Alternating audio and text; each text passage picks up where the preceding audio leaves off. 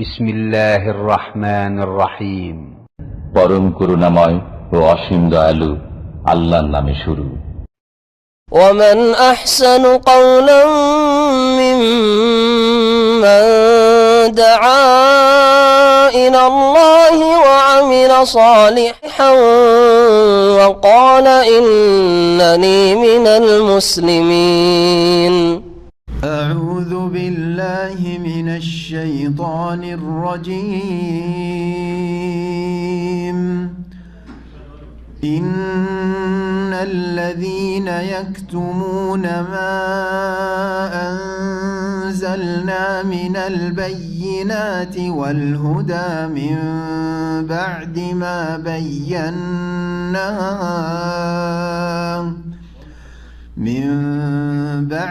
ما بيناه للناس في الكتاب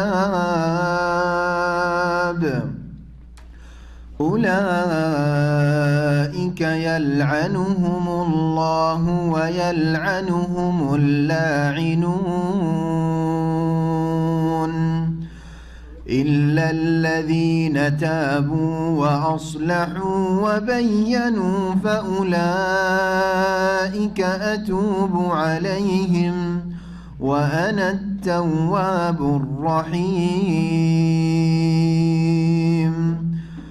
إن الذين كفروا وماتوا وهم كفار أولئك عليهم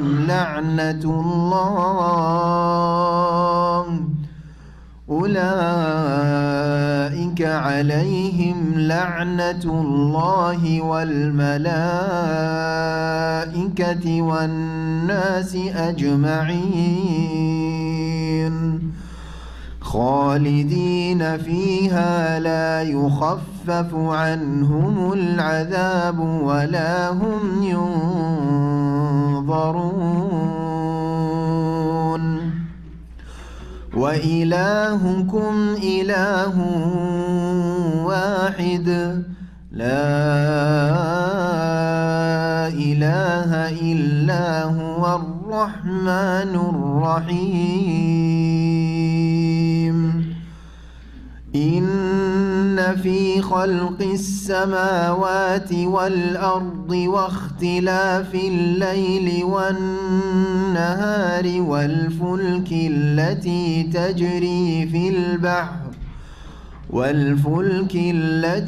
تجري في البحر بما ينفع الناس وما أنزل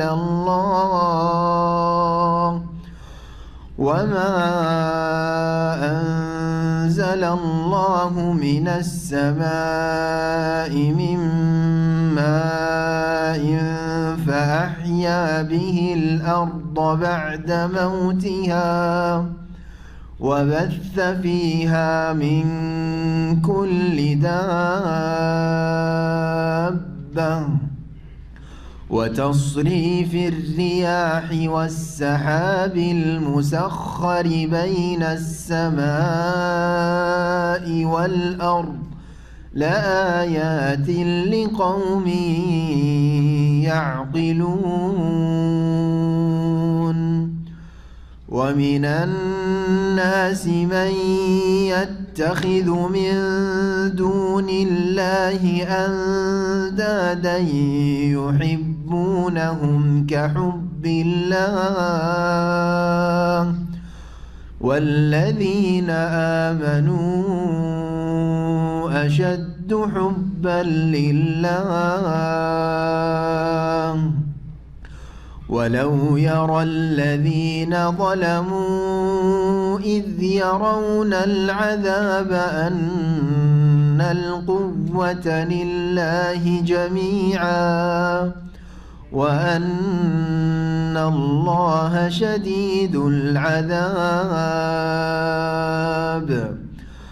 إذ تبرأ الذين اتبعوا من الذين اتبعوا ورأوا العذاب وتقطعت بهم الأسباب.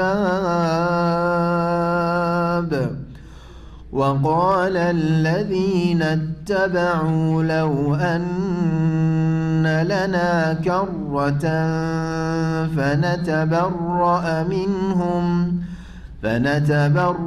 منهم كما تبرؤوا منا كذلك يريهم الله أعمالهم حسرات عليهم وما هم بخارجين من النار يا أيها الناس كلوا مما في الأرض حلالا طيبا ولا تتبعوا خطوات الشيطان إنه لكم عدو مبين إنما يأمركم بالسوء والفحشاء وأن تقولوا على الله ما لا تعلمون. السلام عليكم ورحمة الله وبركاته. بسم الله الرحمن الرحيم الحمد لله رب العالمين والصلاة والسلام على سيد المرسلين نبينا محمد وعلى آله وصحبه أجمعين أما بعد فأعوذ بالله من الشيطان الرجيم إن الذين يكتمون ما أنزلنا من البينات والهدى من بعد ما بيناه للناس في الكتاب أولئك يلعنهم الله ويلعنهم اللاعنون إلا الذين تابوا وأصلحوا وبينوا فأولئك أتوب عليهم وأنا التواب الرحيم. মহান আল্লাহর সমস্ত প্রশংসা যে আল্লাহ রাব্বুল আলামিন হককে সত্যকে ওহীর মাধ্যমে নাযিল করেছেন আম্বিয়া রাসূলগণের উপর। সালাত এবং সালাম নাযিল হয়েছে মুহাম্মদুর রাসূলুল্লাহ সাল্লাল্লাহু আলাইহি সাল্লামের উপর, যাকে আল্লাহ রাব্বুল আলামিন সত্য দ্বীন নিয়ে এবং হেদায়েতের দিক নির্দেশনা নিয়ে হেদায়েতের বিধিবিধান নিয়ে প্রেরণ করেছেন। হুয়াল্লাযী আরসালা রাসূলাহু বিল হুদা ওয়া দীনিল হক লিইয়ুযহিরাহু আলাদ দীনি কুল্লিহি, যাতে করে এই সত্য দ্বীনকে সমস্ত মানুষের তৈরি করা বা বিকৃত পথ ও মতের ওপর, মতবাদের ওপর, আদর্শের ওপর বিজয় দান করেন। ওয়ালাউ কারিহাল কাফিরুন, যদিও যারা অস্বীকারী অমান্যকারী তারা সেটা বরদাস্ত করতে পারবে না। এই সত্য যা আল্লাহ নাযিল করেছেন তা প্রকাশ করা, পৌঁছিয়ে দেওয়া আম্বিয়া রসুলগণের ওপর ফরজ ছিল। তারপরে যারা তার ওয়ারিসিন, তার উম্মত, বিশেষ করে এই উম্মতের যারা জ্ঞানী মানুষরা, ওলামা, কোরআন সুন্নাহ সম্পর্কে জ্ঞান রাখে, সত্যকে উত্তম পন্থায় পৌঁছে দিবে, তাও আল্লাহ ফরজ করেছেন। বাল্লিগু আন্নী ওয়ালাউ আয়া, নবী করিম সাল্লাল্লাহু আলাইহি ওয়াসাল্লাম বলেছেন আমার পক্ষ থেকে পৌঁছিয়ে দাও, যদিও একটি শরীয়তের কোনো আয়াত অথবা কোনো বিধিবিধান হোক, যেটা কোরআনে থাক অথবা হাদিসেই থাক। সত্যকে গোপন করা হারাম, কাবিরা গুনাহ, এর জন্য কঠোর শাস্তি রয়েছে। ইহুদি নাসারাদের উপর লানত হয়েছে, অভিসম্পাত হয়েছে সত্যকে গোপন করার কারণে। তারা সত্যকে জানতো, চেনত, যেমন তারা দিনকে স্পষ্ট হয়ে জানে যে এটা দিন, রাতকে রাত বলে জানে। যেমন ছেলে মেয়েদেরকে তারা নিঃসন্দেহে চেনত যে এরা আমাদের ছেলে মেয়ে, ঠিক তেমনি নবী মুহাম্মদুর রাসূলুল্লাহ সাল্লাল্লাহু আলাইহি ওয়াসাল্লাম তার রিসালাতকে, নবুয়তকে তারা জানতো, চেনত।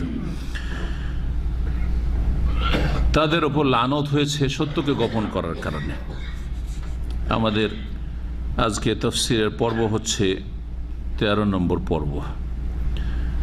সূরা বাকারা আয়াত নম্বর 159 থেকে আজকে তাফসীর শুরু করব, যার বিষয়বস্তু হচ্ছে সত্যকে প্রকাশ করা, গোপন না করা। মহান আল্লাহ বলছেন ইন্নাল্লাযীনা ইয়াকতুমুনা মা আনজালনা মিনাল বায়্যিনাতি ওয়াল হুদা, নিশ্চয়ই যারা গোপন করে, মা আনজালনা মিনাল বায়্যিনাতি ওয়াল হুদা, যা কিছু আমি সুস্পষ্ট দলিল প্রমাণ এবং হিদায়াত, সঠিক দিক নির্দেশনা নাজিল করেছি, ওহির মাধ্যমে তা গোপন করে। মিম্বাদে মা বায়্যানাহু লিন-নাসি ফিল কিতাব, তা কিতাবের ভিতরে মানব জাতির জন্য সুস্পষ্ট বর্ণনা করে দেওয়ার পরে, এমন নয় যে আল্লাহ বর্ণনা করেন নাই, বরং আল্লাহ রাব্বুল আলামিন সুস্পষ্ট বর্ণনা করে দিয়েছেন তার কিতাবে। সেই কিতাব কোরআনে কারীমেই হোক অথবা তাওরাত ইনজিল আসমানি কিতাবে হোক, যা এর পূর্বেই নাজিল হয়েছে। এখানে বিশেষ করে তাওরাত ইনজিলে নবী মুহাম্মদুর রাসূলুল্লাহ সাল্লাল্লাহু আলাইহি সাল্লামের সত্যতা সম্পর্কে, নবুয়ত রিসালাত সম্পর্কে এবং এই দ্বীন সম্পর্কে, দ্বীন ইসলাম সম্পর্কে যে ভবিষ্যৎবাণীগুলি রয়েছে, যা ইহুদিদের পণ্ডিতরা, পুরোহিতরা, ধর্মগুরুরা গোপন করেছিল, সত্যকে প্রকাশ হতে দেয়নি জনসমাজে, যাতে করে তারা নবী মুহাম্মদ সাল্লাল্লাহু আলাইহি ওয়াসাল্লামের প্রতি ঈমান না নিয়ে আসে। ইহুদিদের ভ্রান্ত ধর্ম, রহিতকৃত ধর্ম, বিকৃত ধর্ম তারা পরিত্যাগ না করে। এদেরকে আল্লাহ রাব্বুল আলামিন তিরস্কার করেছেন, লানতের কথা ঘোষণা করেছেন। আর এই রকমই অবস্থা হবে ওই সব মুসলিম সমাজের যারা ভ্রান্ত আকীদা বিশ্বাসী, আলেম ওলামা, বিদাতি আকীদার পৃষ্ঠপোষক মুসলিম সমাজের ধর্মগুরু হুজুরেরা, যারা সত্যকে গোপন করেছে, তৌহিদের কথাকে লুকিয়ে রেখেছে হিকমতের বাহানায়, শিরক সম্পর্কে নীরব থেকেছে। শিরকের কথা বললে মানুষের মাঝে বিভ্রান্তি সৃষ্টি হবে, ফাটল ধরবে, এইসব শয়তানি অজুহাতে এইরকমই সুন্নতকে লুকিয়ে রেখেছে, জানতে দেয়নি, বিদআতের প্রচার প্রসার ঘটিয়েছে, দুনিয়াবি যে কোনো উদ্দেশ্যে হোক না কেন। এদের সম্পর্কে এই আয়াত, যারা এই রকম কাজ করে অথচ আল্লাহ সুস্পষ্ট দলিল প্রমাণ এবং হেদায়েত নাযিল করেছেন, যা মানব জাতির জন্য বিশদভাবে আল্লাহ কিতাবে বর্ণনা করেছেন, তারপরেও যারা গোপন করবে ওদের অবস্থা কি বলছেন মহান আল্লাহ, উলাইকা ইয়ালআনুহুমুল্লাহু ওয়া ইয়ালআনুহুমুল লাঈনুন, ওরা এমন অসৎ মানুষ যাদের ওপর আল্লাহর অভিসম্পাত রয়েছে, আল্লাহর লানত রয়েছে। লানাতুন মানে হচ্ছে আল্লাহর রহমত থেকে বঞ্চিত করার ঘোষণা। সেটা দুই প্রকারের, একটা হচ্ছে স্থায়ীভাবে রহমত থেকে বঞ্চিত করার ঘোষণা, আর একটা হচ্ছে অস্থায়ীভাবে রহমত থেকে বঞ্চিত করার ঘোষণা।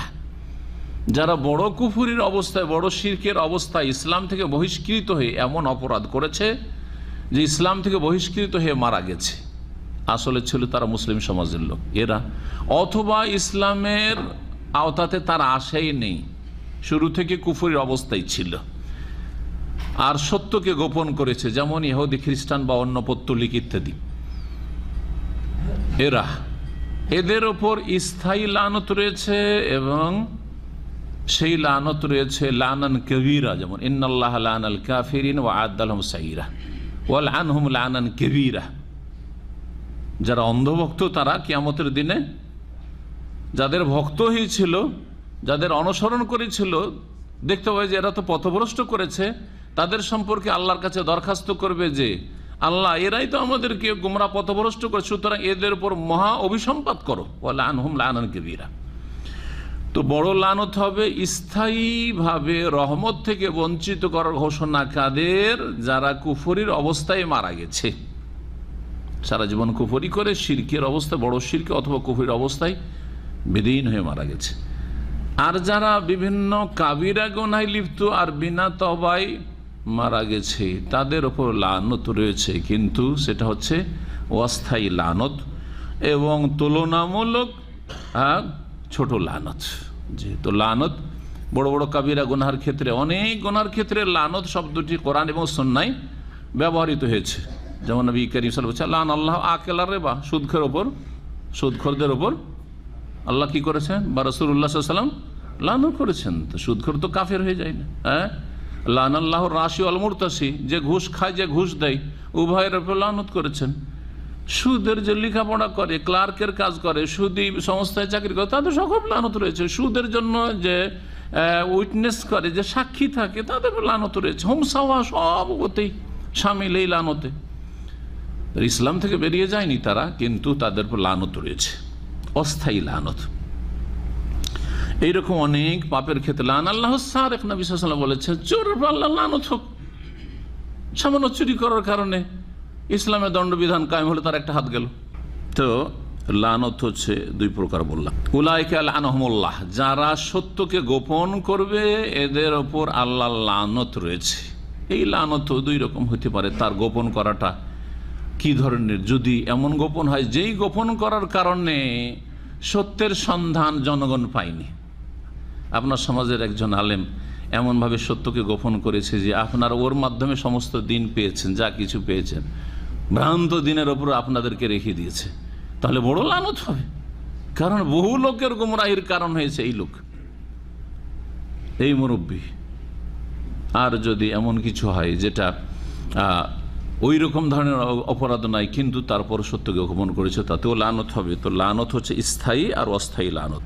আল্লাহর তো লানত হয়, ওয়াল আনহুমুল লাইনুন, আর অভিসম্পাদকারীরাও অভিসম্পাদ করে, লানতকারীদেরও লানত হইতে থাকে। এখন লানতকারীরা কারা?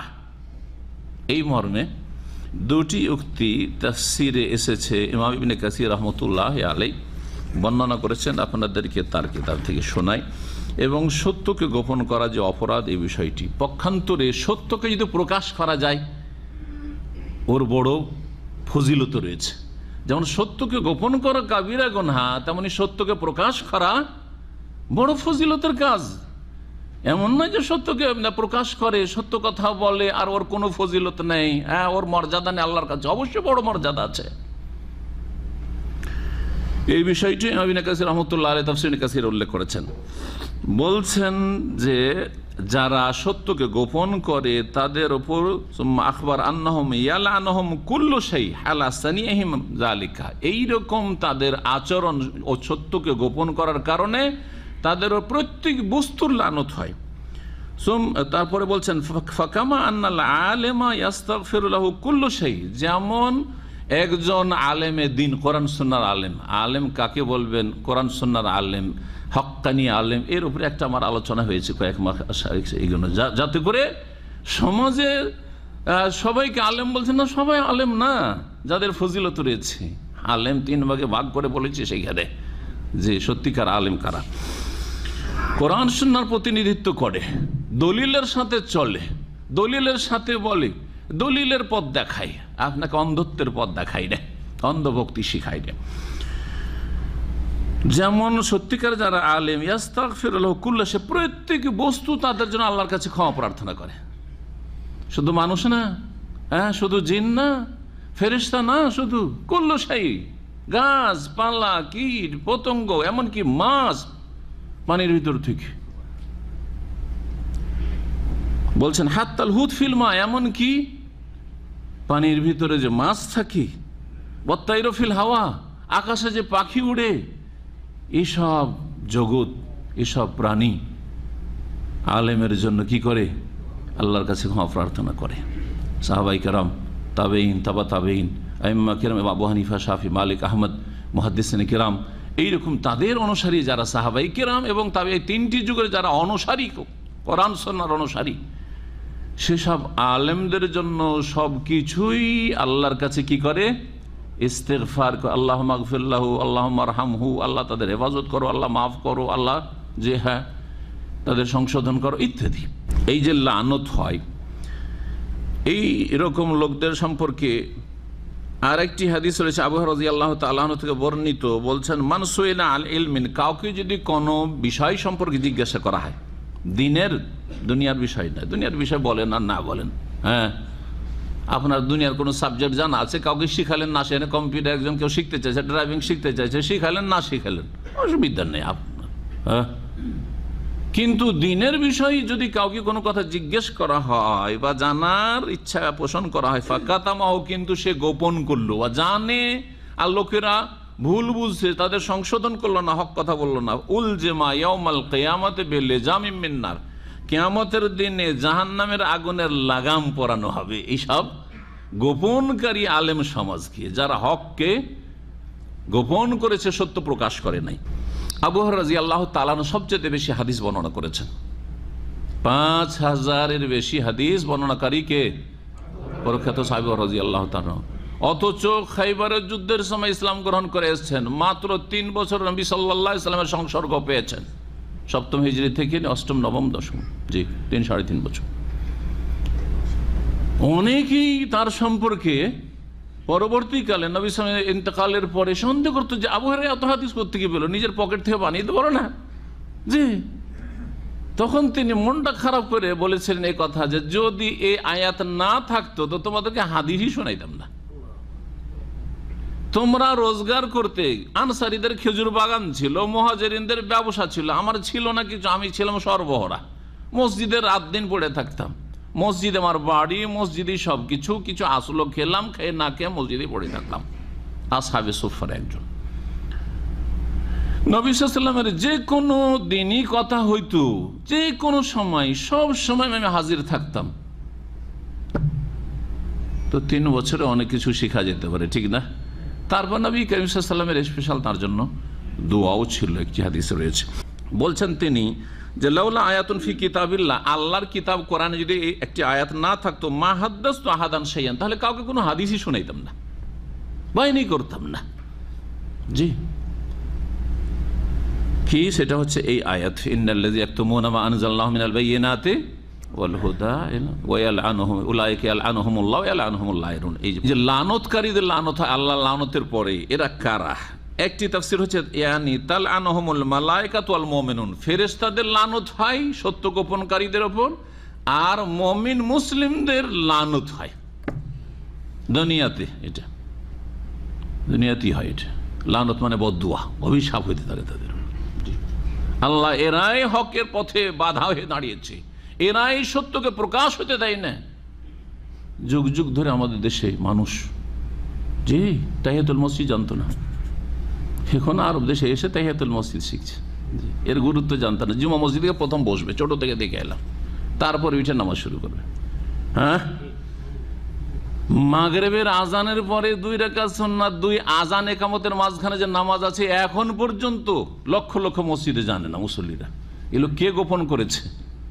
জি হ্যাঁ, এগুলির উপর লানত হবে।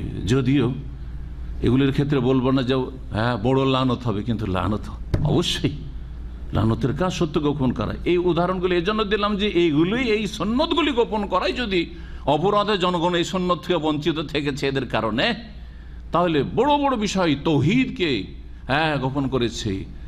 শিরক সম্পর্কে সতর্ক করেনি, শুধু শিরক হচ্ছে মূর্তি পূজা, আর ওই কাজগুলি সবগুলি মাজারে গিয়ে করছে, কোনো অসুবিধা নাই, ধর্মকর্ম করছে, সওয়াবের কাজ করছে। এই যে সত্যকে গোপন করে রেখেছে, মানুষকে আসল দিন জানতে দেয়নি। দিনের মূল হচ্ছে তৌহিদ, তৌহিদুল ইবাদা, ইবাদত আল্লাহর জন্য খাস করা। তৌহিদুল ইবাদা সম্পর্কে কোনো আলোচনা নেই, শুধু আউলিয়া কেরামের নামে কিসসা আর কাহিনী আর কেরামতের ছড়াছড়ি, আর সুবহানাল্লাহ সুবহানাল্লাহ, ঠিক না ঠিক, ব্যাস, সব যেমন বক্তা তেমন শ্রোতা, হককে গোপন করেছে। লানত হয় ফেরেশতাদের আর মুমিনদের। দ্বিতীয় উক্তি বলছেন যে আল্লাহ এনুন আইজান, ইমাম ইবনে কাসির রাহমাতুল্লাহ আলাইহি প্রখ্যাত মুফাসসির বলছেন যে লানতকারীরা এইরকমই কুল্লু ফাসিহিন ওয়া আজামি, প্রত্যেক সৃষ্টি যে বলতে পারে, যার বাকশক্তি আছে, বাকশক্তি আছে ফেরেশতার, জিনের, মানুষের, হ্যাঁ, এমনকি যার বাকশক্তি নেই, বাকশক্তি নাই সেই সৃষ্টিও, তার মানে সমস্ত সৃষ্টি, সমস্ত সৃষ্টি যেসবের বাকশক্তি নেই, পশু পাখি, এইরকমই গাছপালা, সবকিছু লানত করে। এই লানত ইম্মা বেলেসানিল মাকাল আবিল হাল, সেটা ভাষাগত দিক থেকে কথার দ্বারা, অথবা তাদের অবস্থা লানত করে। এটা হচ্ছে লেসানুল হাল। আমরা নিজেরা অনেক সময় এই বাক্যটা ব্যবহার করি। এই লোকটি একটা কথা হয়তো কেউ মুখে ফুটে বলছে, কথা বলে দিল, তাই না? আর এই লোকটির অবস্থা বলছে যে সে ভালো নেই, বলি কি বলি না, মুখে কোনোদিনই বলেনি যে আমি খুব কষ্টে আছি, কিন্তু তার মাথা থেকে পা পর্যন্ত যে লক্ষণগুলি, সাইনগুলি, সেগুলি বলছে যে লোকটা ভালো অবস্থায় নেই। এই লোকটির অবস্থা বলছে যে খুব সুখী, দেখলে বলছে খুব সুখী, আনন্দিত। এটা হচ্ছে লেসানুল হাল, তার অবস্থার ভাষা বলছে। জি, অবস্থার ভাষা লানত করে ওই সমস্ত সৃষ্টির, যে সমস্ত সৃষ্টি মুখে ফুটে লানত না করলেও তাদের অবস্থা লানত করে। কারণ এইসব অসৎ লোক যারা সত্যকে গোপন করেছে, হককে লুকিয়ে, তাদের কারণে এরা এফেক্টেড, এদের ওপর আযাব, বালা, মুসিবত, বিপদ আপদ নেমে আসছে। জি, এই কথাটি আমি নিজে মানিয়ে বলেন। প্রখ্যাত তাবি মুজাহিদ বলছেন, এজা আজতাবাতিল আরদু কালাতিল বাহাইম, যখন দুর্ভিক্ষ নেমে আসে, অনাবৃষ্টি, বৃষ্টি হয় না, ঘাস নেই, চারণভূমি নেই, ফসল নেই, চড়বে কোথায় গবাদি পশু? কালাতিল বাহাইম, তখন এই গবাদি পশু, হাযা মিন আজালে ওসাতে বানি আদম, এই যে আমরা চারা পাচ্ছি না, এই যে অনাবৃষ্টি আর দুর্ভিক্ষ, কিসের কারণে? এই আদম সন্তানের পাপিষ্ঠদের কারণে, এদের পাপের কারণে অনাবৃষ্টি হয়েছে। লানাল্লাহু ওসাতা বানি আদম, তারপরে গবাদি পশু, আদম সন্তানের অসৎ লোক, নাফরমানদের ওপর, হ্যাঁ, আল্লাহর নাফরমানদের উপর কি করে? লানত করে। জি, লানহুমুল্লাহ। তারপরে আরো বলছেন, ওয়াউমাল কিয়ামতে, কিয়ামতের দিনও লানত করবে। এই বিষয়টিও স্পষ্ট হওয়া দরকার। যারা অন্ধভক্ত হয়ে থেকেছেন আর ভুল পথেই ধর্মকর্ম করেছেন, দুনিয়াতে তো বুঝতে পারলেন না যে আমাকে জাহান্নামের রাস্তা দেখাচ্ছে, অথচ ধর্মের নামে শিখাচ্ছে। কিন্তু কিয়ামতের দিনে দেখবেন যে এই ধর্মকর্ম করে তো সব গেছে কাসারাব, এ তো মরিচিকা, কিছুই পেলাম না, জাহান্নামে যেতে হচ্ছে। আর সামনে আয়াতটি আসছে, সেই আয়াতে আরো স্পষ্ট হবে। তখন সম্পর্ক ছিন্নের ঘোষণা করবে আর আক্ষেপ করে বলবে, আল্লাহ, যাদের অন্ধ অনুসরণ করেছে তারা বলে, তোমাদের কে চেনে? কে? আমি তোমাদের গুমরা করেছি না, আমি কিছু জানি না। একে অপর থেকে সম্পর্ক ছিন্ন করবে। তখন এই অন্ধ ভক্তরা বলবে, যাদের অনুসরণ করে, যারা অনুসৃত, তাদের সম্পর্কে বলবে যে, আল্লাহ, হাই, এরা একবার যদি আর চান্স পেয়ে যায় দুনিয়ায় ফিরার, আর এদেরকে যদি পাই তো সবগুলিকে লাথি মারবো। যেমন আজকে সম্পর্ক ছিন্ন করলো, আর কোনো সাহায্য সহযোগিতা করলো না, আর বড় বড় জাহাজের আশা দেখিয়েছিল, আর বড় বড় সুপারির আশা দেখিয়েছিল, সুপারিশের ইত্যাদির আশা দেখিয়েছিল, আর এই করব সেই করব, বাবা গো তোমাদেরকে ছেড়ে একা যাব না, এইসব দিয়ে আমাদেরকে ধোঁকা দিয়েছিল। দুনিয়া যাওয়ার সুযোগ পেলে এদের সাথে সম্পর্ক ছিন্ন করে তোমার কাছে হাজির হব। এই ছিল আয়াত, যার তাফসীর আপনাদের সামনে বর্ণনা করলাম। তবে এই যে সত্যকে গোপন করার কাবিরা গুনাহ, এর কি মোচনের ব্যবস্থা আছে বা ক্ষমার ব্যবস্থা আছে? আল্লাহ বলছেন, হ্যাঁ আছে। তওবার রাস্তা এখনো খোলা আছে। দুনিয়ায় আছো হে বিদাতি আলেমরা, তোমাদের জন্য তওবার রাস্তা খোলা আছে, আল্লাহ বলছেন। হ্যাঁ, হে ইহুদিরা যারা সত্যকে গোপন করেছে, হ্যাঁ, হে বেদের পণ্ডিতরা যারা বেদে ভবিষ্যৎবাণী মুহাম্মদ রাসূলুল্লাহ সাল্লাল্লাহু আলাইহি ওয়াসাল্লাম সম্পর্কে রয়েছে, সত্যকে গোপন করে সত্য প্রকাশ করছো না, সত্যকে প্রকাশ করে দাও, এখনো সুযোগ আছে তওবার, আল্লাহ মাফ করে দেবেন বলছেন। ইল্লাল্লাযিনা তাবু, তবে যারা তওবা করে ফিরে আসবে, ইউটার্ন করবে। ভুল করেছি লুকিয়ে রেখে এখন জানিয়ে দেবো সমাজকে যে দেখো মিলাদ আসর ইসলামে নেই, ওরস মিথ্যা কথাই সব, ওরস পুরুষ, মত সবার মত, পীর মরলে ওরস লাগে মরার দিনে, হ্যাঁ, আর আপনার নেতা বলে মৃত্যুবার্ষিকী, বাপ হলে মৃত্যুবার্ষিকী, পেলেন কোথায়? জি, সত্যকে প্রকাশ করে দিল। মাজার বলে কিছু না, সব কবর। জি, আর কবর পাকা করা বলে কিছু নেই, সব নিষিদ্ধ, হারাম। বলছেন আল্লাহ রাব্বুল আলামিন, যারা তওবা করে নেবে। তওবা মৌখিক বিষয় নাই, সেজন্য বলছে ও আসলাহু, এবং সংশোধন করলো। তওবা করেছো তার মানে সংশোধন করো, আর এই কাজগুলি করবে না, আর এই বিদাতি কথা বলবেন, আর বিদাতি ওয়াজ করবে না। আসলাহু, ইসলাহ করা, নিজের ইসলাহ করে নিয়ে যে আমি ঠিক হয়েছে, আমি এখন সহি আকীদায় চলে এসেছি। কিন্তু যেই ভুলগুলি এর আগে আলোচনা করেছে, ভুল বক্তব্য দিয়েছে, সেগুলি সম্পর্কে আর বয়ান করলো না, তাও তওবা হবে না, তাও তওবা হবে না। এতদিন ভুল পথে পরিচালিত করেছে, এখন বলো যে আগে যেটা বলেছিলাম ভুল, এটা হচ্ছে ঠিক, আমি বুঝিনি, বেদাতি মোনাজাত করেছি, সম্মিলিত দুরুদ বেদাতি দুরুদ পড়েছি, মাহফিলের দুরুদ, হ্যাঁ, সম্মিলিত জিকির বেদাতি জিকির করেছি, ইত্যাদি, কিয়াম করিয়েছি, ভুল করেছি। অবাইয়ানু, দেখেন তওবার জন্য আল্লাহ কি বলছেন, তওবা করতে হবে অন্তর থেকে। তওবার জন্য যে শর্ত রয়েছে, আল্লাহর হক হইলে গুনাহ বন্ধ করা, হ্যাঁ, অনুতপ্ত লজ্জিত হওয়া যে ভুল করেছি আমি, অপরাধের অনুভূতি, আর আগামীর জন্য প্রতিজ্ঞা করা, এই তিনটা হলো তওবা। তার সাথে সাথে নিজের সংশোধন করে নেওয়া, যা করেছি আর এইসব করবো না, নিজের জীবনে করবো, নিজের পরিবারকে করতে দেবো না। অবাইয়ানু, আর জনগণকে বইলা দেওয়া, বয়ান করে দেওয়া, প্রকাশ করে দিতে হবে। এই তিনটি শর্ত যদি পাওয়া যায় সত্যকে গোপন করার পরে, তো সত্য গোপনকারীদেরও তওবা আল্লাহ কবুল করবেন। আল্লাহ যেন তাদেরকে সংশোধন করার তৌফিক দান করেন, তওবা করার তৌফিক দান করেন, এবং তাদেরকে সত্য পথে ফিরে আসার তৌফিক দান করেন, যাতে জনগণ গুমরাহ না হয়। ফাউলাইকা আতুবু আলাইহিম, আল্লাহ বলছেন এদের তওবা আমি কবুল করে নেব। ইহুদিরা সত্যকে গোপন করেছে, পরে বলছেন না আছে আমাদের কিতাবে, আল্লাহ বলছেন মাফ করে দেবো, অসুবিধা নেই। হিন্দু বেদে লুকিয়ে রেখেছে, ব্রাহ্মণরা লুকিয়ে রেখেছে, পরে যদি বলে দেয় যে না আছে আমাদের কিতাবে, মুহাম্মদ সাল্লাল্লাহু আলাইহি ওয়াসাল্লাম ভবিষ্যৎবাণী আছে বলে দিয়েছে, সুতরাং 70 দিন কলকি অবতার মুহাম্মদ সাল্লাল্লাহু আলাইহি ওয়াসাল্লাম, চলো তোমাদেরকে মাফ করে দেবো, কালিমা পড়ে নাও, মাফ করে দেবো।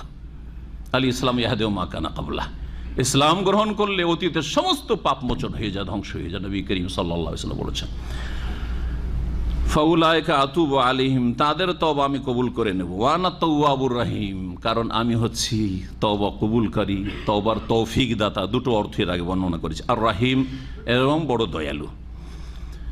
আমাদের মতো আল্লাহ হলে, একটা দুটো ভুল হলে জীবনে আরেকে মাফ করছি না, আর যদি বাহ্যিক কোনো পরিস্থিতিতে মাফ করে ভিতরেও কিন্তু রেখেছি যে তোর হেল্প আর করছি না, তাই না?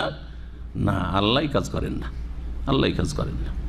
মাফ করে দিলে যে ভুল করেনি তার সমান হয়ে গেছে, যাকে আল্লাহ মাফ করে দিয়েছে যেন সে ভুল করেনি। মহান আল্লাহ বলছেন তারপরে, ইন্নাল্লাযীনা কাফারু ওয়া মাতু ওয়া হুম কুফফার, কুফরির অবস্থায় কেউ যদি মারা যায়, নিশ্চয় যারা কুফরি করলো, অমান্য করলো, অস্বীকার করলো, অমাতু, এবং মারা গেল ওয়াহুম কুফার, কুফরির অবস্থায়, কাফের মুশরিক হয়ে ঈমান ইসলাম ভঙ্গ করে মারা গেল, এই অবস্থা যদি কারো মত হয়, উলাইকা আলাইহিম লানাতুল্লাহ, ওরা এমন অসৎ লোক, পাপিষ্ঠ, যাদের উপর আল্লাহর অভিসম্পাত রয়েছে, লানত রয়েছে, ওয়াল মালাইকাতে, ফেরেশতাদের লানত রয়েছে, ওয়ান নাসি আজমাইন, সমস্ত মানুষের লানত রয়েছে। আল্লাহ বলছেন সমস্ত মানুষ, তো কাফের তো আর কাফের উপর লানত করবে না, ঠিক না?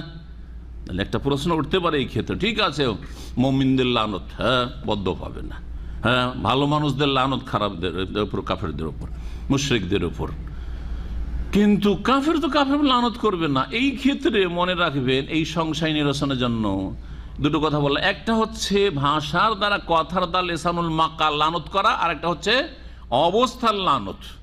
তাদের অবস্থা কি করছে? এই অসৎ লোক কাফেরদের উপর লানত করছে। জি হ্যাঁ, যেটা আমরা উপলব্ধি করি না। মানুষ সবাইকে দেখে আমরা বুঝতে পারবো না যে এই লোকটি সুখে আছে না দুঃখে আছে। অনেক লোক দুঃখে আছে, কিন্তু তার চেহারা দেখে আমরা হয়তো উপলব্ধি করতে পারি না। তো লানত প্রত্যেক মানুষ করে, এই কথাও আল্লাহ রাব্বুল আলামিনের সত্য। সাদাকাল্লাহুল আযীম। জি, খালিদিনা ফিহা, এই লানতে তারা চিরস্থায়ী হবে। লা ইউখাফা আনহুম আযাব, তাদের আযাবকে হালকা করা হবে না। ওয়ালা হুম ইউনজারুন, তাদেরকে অবকাশও দেওয়া হবে না, ছাড়াও হবে না। না আযাব হালকা করা হবে যে চিরস্থায়ী থাকবে কিন্তু আযাবটা হালকা হয়ে যাবে, এটা হবে না। আর এইটাও হবে না যে অনেক দিন আযাবের পরে তাদেরকে অবকাশ দিয়ে দেওয়া হলে ছেড়ে দেওয়া হবে, এটাও করা হবে না। যারা এমন অবস্থায় মারা গেল যে কুফরি করেছে এবং কুফরি অবস্থায় মারা গেছে, তারা, এই ছিল আল্লাহ রাব্বুল আলামিনের বিধান। এখন এই যে লানতের বিষয়টি, লানতের অর্থ বলেছি তাই না, যারা কুফরি অবস্থায় মারা যাবে তাদের ওপর লানত রয়েছে, তাই না? জি, আল্লাহ লানত, ফেরেশতাদের লানত, সমস্ত মানুষের লানত, বরং সমস্ত সৃষ্টির লানত রয়েছে। আচ্ছা, যারা পাপিষ্ট গুনাহগার তাদের উপর লানতের বিধানটি কি? এই একটি গুরুত্বপূর্ণ বিষয়। কাফেরদের উপর লানত করা, মৃত্যুর পরে মারা গেছে তার উপরে লানত করা, এই বিষয়টি সম্পর্কে মুফাসসির ইবনে কাসির রাহমাতুল্লাহ বলছেন যে লা খিলাফা ফি জাওয়াজ লানিল কুফার, উলামাদের কোনো দ্বিমত নেই যে কাফেরদের উপর লানত জায়েজ আছে, কাফেরদের উপর লানত জায়েজ আছে। আল্লাহ কোরআনে কি ইন্নাল্লাহা লানাল কাফিরিনা ওয়া আ'আদ্দা লাহুম সাইয়্যিরা, আপনি কোরআন আয়াত তেলাওয়াত করছেন কাফেরদের উপর। ওয়াকাদ কানা ওমর ইবনে খাত্তাব রাদিয়াল্লাহু আনহু ওয়া মান বা'দাহু মিনাল আইম্মাতি ইয়ালআনুনা আল কাফারা ফিল কুনুতি ওয়া গায়রিহি, ওমর ইবনে খাত্তাব রাদিয়াল্লাহু তাআলা আমিরুল মুমিনিন, আর তারপরে আইম্মায়ে কেরাম, খোলাফায়ে রাশেদিন বা খোলাফারা কুনুতের ভেতরের সালাতে কুনুতে কাফেরদের উপর কি করতেন? লানত করতেন। আল্লাহুম্মা লানিল কাফারাতাল্লাযিনা ইয়াসুদ্দুনা আন সাবিলিক, হ্যাঁ, ওয়া ইয়াকাযিবুনা রাসূলাক, হ্যাঁ, ওয়া ইউকাতিলুনা আউলিয়াআক, এভাবে তারা দোয়া করতেন অনির্দিষ্ট করে যে কাফেরদের উপর আল্লাহর লানত হোক, হ্যাঁ, মুশরিকদের উপর আল্লাহর লানত হোক, এইভাবে। কিন্তু নির্দিষ্ট কাফেরের ওপর লানত করা, অমুক কাফের ওপর লানত হোক, যদি কোরআনে কারিমে স্পষ্ট তার সম্পর্কে কাফের বলে না থাকে ঘোষণা, তাহলে লানতের বিষয়টি একটু চিন্তা করে করতে হবে। যেমন ফেরাউন কারুন সম্পর্কে জানা আছে, তাই না? আবু লাহাব সম্পর্কে জানা আছে, আবু জাহাল সম্পর্কে জানা আছে যে তারা কুফর অবস্থায় মারা গেছে, সুতরাং লানত অসুবিধা নেই।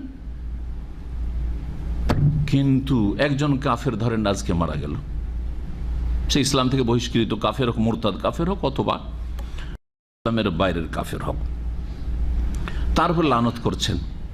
আপনি কি জানেন, নিশ্চিত হতে পারবেন যে শেষ অবস্থায় সে তৌহিদের উপর মারা যায়নি? হতে পারে সে ইসলাম কবুল করে মারা গেছে, আপনার তো জানা নেই।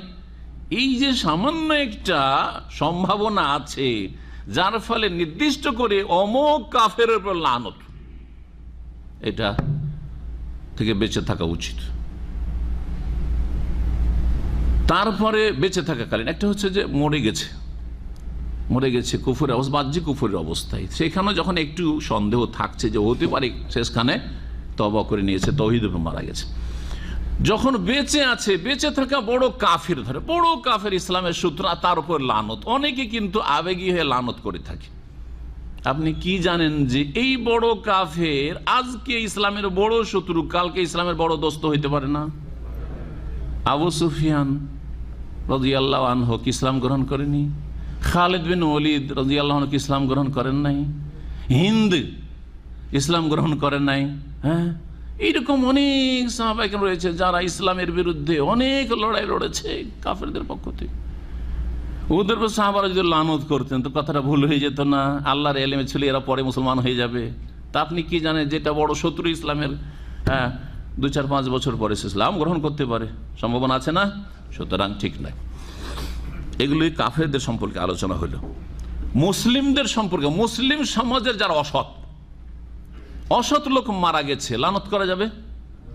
হ্যাঁ, না। যতই বড় অপরাধী হোক না, যতই বড়, অনেক কাবিরা গুনাহ করে মারা গেছে, অনেক খুন করে মারা গেছে, আল্লাহ লানত অমুকের ওপর, ধরেন কে বলছে হাজ্জাজ বিন ইউসুফ আল্লাহ লানত হোক, বলা ঠিক না। হতে পারে তার, যেহেতু সে একজন মুসলিম, যতই বড় অপরাধ করুক না কেন, হতে পারে যে মৃত্যুর আগে সে খালিস অন্তর থেকে তওবা করে নিয়েছে। জি, সুতরাং সাদ্দাম হোসেনকে কেউ গালমন্দ করবে, লানত করবে না, জায়েজ নয়। সারা জীবন অনেক জুলুম অত্যাচার করেছে, কিন্তু হতে পারে শেষখানে তওবা করেছে, সে আপনার চেয়ে ভালো অবস্থায় মারা যেতে পারে তওবা করে। সম্ভাবনা, আমি বলছি না যে নিশ্চিত, কিন্তু সম্ভাবনা অনেক বেশি রয়েছে।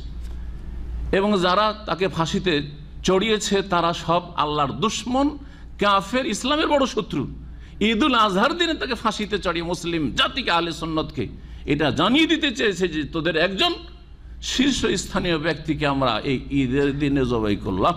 যে সুতরাং মনে রাখতে হবে যে আপনি যতই সে অসৎ হোক না কেন, বিভিন্ন দিক রয়েছে, হতে পারে সে তওবা করে মারা গেছে। তারপরে কি উদ্দেশ্যে অসৎ ইসলামের শত্রুরা তাকে ফাঁসিতে চড়িয়েছে, সুতরাং কেউ লানত করবেন না, জি, বরং দোয়া করবেন। যত অসৎ লোক হোক, দোয়া করবেন তার রুহের মাগফিরাতের জন্য, জান্নাতের জন্য, তার গুনাহ খাতার ক্ষমার জন্য। তবে বেশ কিছু হাদিসে কাবিরা গুনাহ যারা করে তাদের ওপর লানত আছে।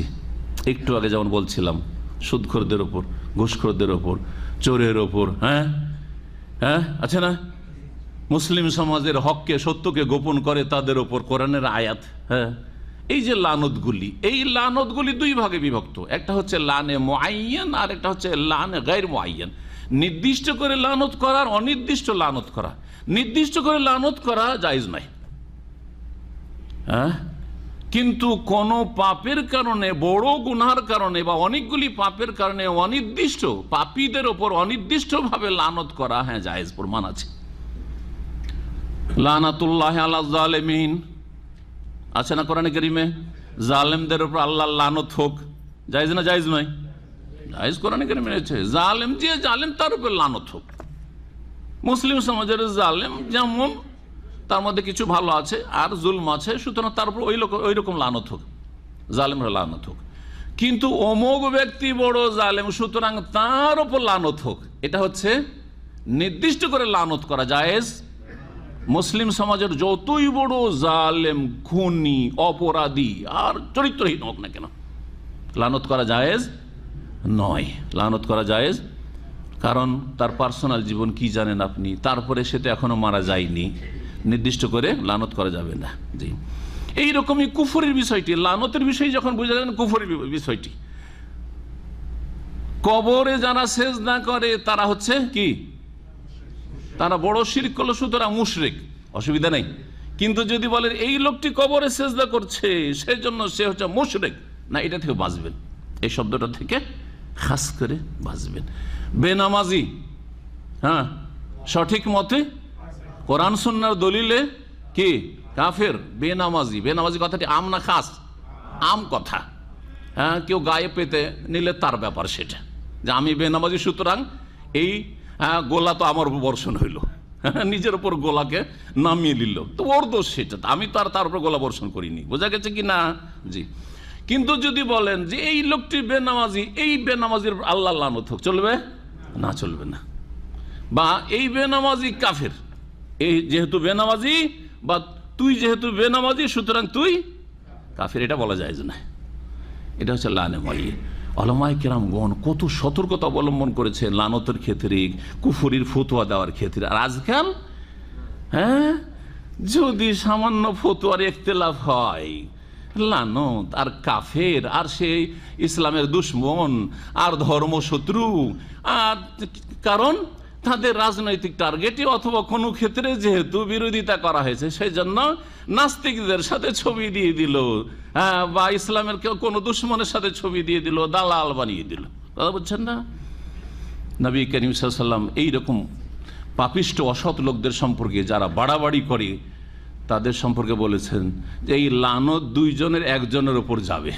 এই কুফরির ফতোয়া দুইজনের একজনের উপর যাবে। যাকে কাফের বলছো, যার উপর লানত করছো, সে যদি ওটার যোগ্য না হয়, তাহলে হারালি তোমার উপর ফিরে আসবে, তুমি কাফের হয়ে যাবে, তোমার উপর লানত আসতে থাকবে। এখন নাও, কি নিবে? তারপর আল্লাহ রাব্বুল আলামিন তৌহিদের কথা তুলে ধরছেন। তৌহিদ হচ্ছে দ্বীনের মূল দাওয়াত, আল্লাহর একত্ব। দ্বীন ইসলামের মূল হচ্ছে তৌহিদ, আর বিশেষ করে তৌহিদুল ইবাদাহ, তৌহিদুল উলুহিয়াহ, ইবাদত বন্দেগীর ক্ষেত্রে আল্লাহর একত্ব প্রতিষ্ঠা করা, এটি হচ্ছে দ্বীনে ইসলামের মূল লক্ষ্য উদ্দেশ্য। সমস্ত নবী রসুলগণকে তৌহিদুল ইবাদার প্রতিষ্ঠার জন্য, দাওয়াত দেওয়ার জন্য বিশেষভাবে প্রেরণ করা হয়েছে। কারণ রুবুবিয়তের তৌহিদ কাফের মুশরিকদের মধ্যে ছিল। আস্তিক হলে, নাস্তিক নয়, আস্তিক মক্কার মুশরিকরাও আল্লাহকে রব বলে, রাজেক বলে, খালিক বলে মানত। কোরআনে কারীমের প্রমাণ রয়েছে। কিন্তু আল্লাহ যে সত্য মাবুদ আর দেবদেবীর উপাসনা করা যাবে না, এইটা মানত না। বোঝা গেছে না? হিন্দুরাও আল্লাহকে আসমানওয়ালা, উপরওয়ালা মানে, কিন্তু পূজা পাঠ, আরাধনা, উপাসনা দেবদেবীর জন্য চলতে থাকে। তাহলে তৌহিদুল ইবাদাই, হ্যাঁ, অধিকাংশ মানব জাতি মুশরিক হয়েছে। আল্লাহকে রব, স্রষ্টা হিসাবে আস্তিকরা, মুশরিকরা সবাই মেনেছে, একমাত্র নাস্তিক ছাড়া। আর নাস্তিক পৃথিবীতে সামান্য কয়টা, কারণ এটা হচ্ছে মানুষের প্রকৃতির খেলাফ। জি, নাস্তিকতা। তো তৌহিদের কথা আল্লাহ রাব্বুল আলামিন বলছেন, তৌহিদুল ইবাদা মনে রাখবেন, এটাই হচ্ছে দ্বীন ইসলাম লক্ষ্য উদ্দেশ্য। আর এটি হচ্ছে আসল দ্বীন প্রতিষ্ঠার মূল বিষয়। দ্বীন প্রতিষ্ঠা যখন বলবেন, দ্বীন কায়েম করা, তার মানে মূল বিষয় হচ্ছে তার তৌহিদ, ওখান থেকে শুরু। আর ওটাই আসল টার্গেট। আর ওটা ঠিক রাখতে গিয়ে বাকি যে সব নেক আমল লাগবে আর খারাপ কথা কাজ থেকে বেঁচে থাকতে হবে, সেগুলি তার শাখা প্রশাখা। কিন্তু আসল হচ্ছে কি? তৌহিদুল ইবাদাহ, তৌহিদুল ইবাদাহ। জি, ওয়ালাকাদ বাআসনা ফি কুল্লি উম্মাতিন রাসূলা আন ইবুদুল্লাহ, কি করো? আল্লাহর ইবাদত করো, ওয়াজতানিবুত তাগুত, আর সমস্ত তাগুত থেকে বেঁচে থাকো। তাগুত মানে শুধু শাসক নয় যে ভুল ব্যাখ্যা করে। তাগুত মানে আল্লাহ কুল্লু মাউবেদা মিন দুনিল্লাহি ওয়া হুয়া রাজিন, আল্লাহ ছাড়া অন্যের উপাসনা করা হয়েছে আর সেটা সন্তুষ্ট হয়ে সেই উপাস্য ব্যক্তি বা মেনে নিয়েছে যে হ্যাঁ ঠিকই করছে, পায়ে গিয়ে সেজদা করছে আর পায়ে গিয়ে লুটিয়ে পড়ছে, আর সেটাকে সন্তুষ্ট হয়ে মেনে নিয়েছে যে আমার তো ভক্তি ভালোই চলছে, মজাই লাগছে। তাগুত, এই তাগুতের ব্যাখ্যা তো দেশে করা হয় না।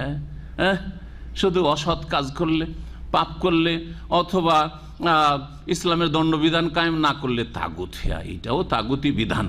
কিন্তু আপনি তাগুতকে সীমিত করে দিয়েছেন এই আপনার পলিটিক্যাল ক্ষেত্রে, আর আসল তাগুতকে ভুলে গেছেন।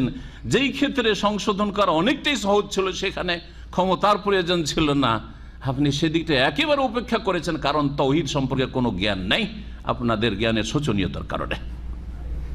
মহান আল্লাহ বলছেন ওয়া ইলাহুকুম ইলাহু ওয়াহিদ, এই জন্য রব্বুকুম বলেননি, ইলাহুকুম। রব মানে প্রতিপালনকারী, খালেক সৃষ্টিকর্তা, রাজেক রিজিক দাতা, এগুলি হচ্ছে আল্লাহর কাজ। আল্লাহর কাজের ক্ষেত্রে তাওহীদ রুবুবিয়াত, কিন্তু এটি হচ্ছে উলুহিয়াত, ইবাদা।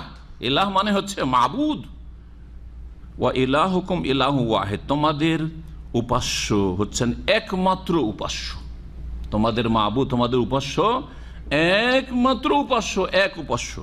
লা ইলাহা ইল্লাহু, লা ইলাহা ইল্লাহু মানে হচ্ছে ইল্লাল্লাহ, আল্লাহ ছাড়া কোনো সত্য উপাস্য নেই, বা আল্লাহ ছাড়া কোনো সত্যিকার উপাস্য। এই সত্যিকার কোত্থেকে আসলো?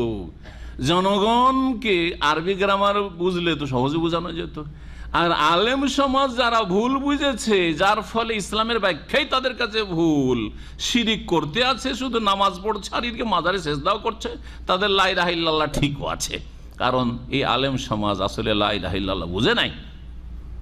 লা ইলাহা ইল্লাহু, লা নাফি জিনস আরবি গ্রামারে, এই লা নাফি জিনস আরবি গ্রামে একটা ইসিম চাই আর একটা খবর চাই।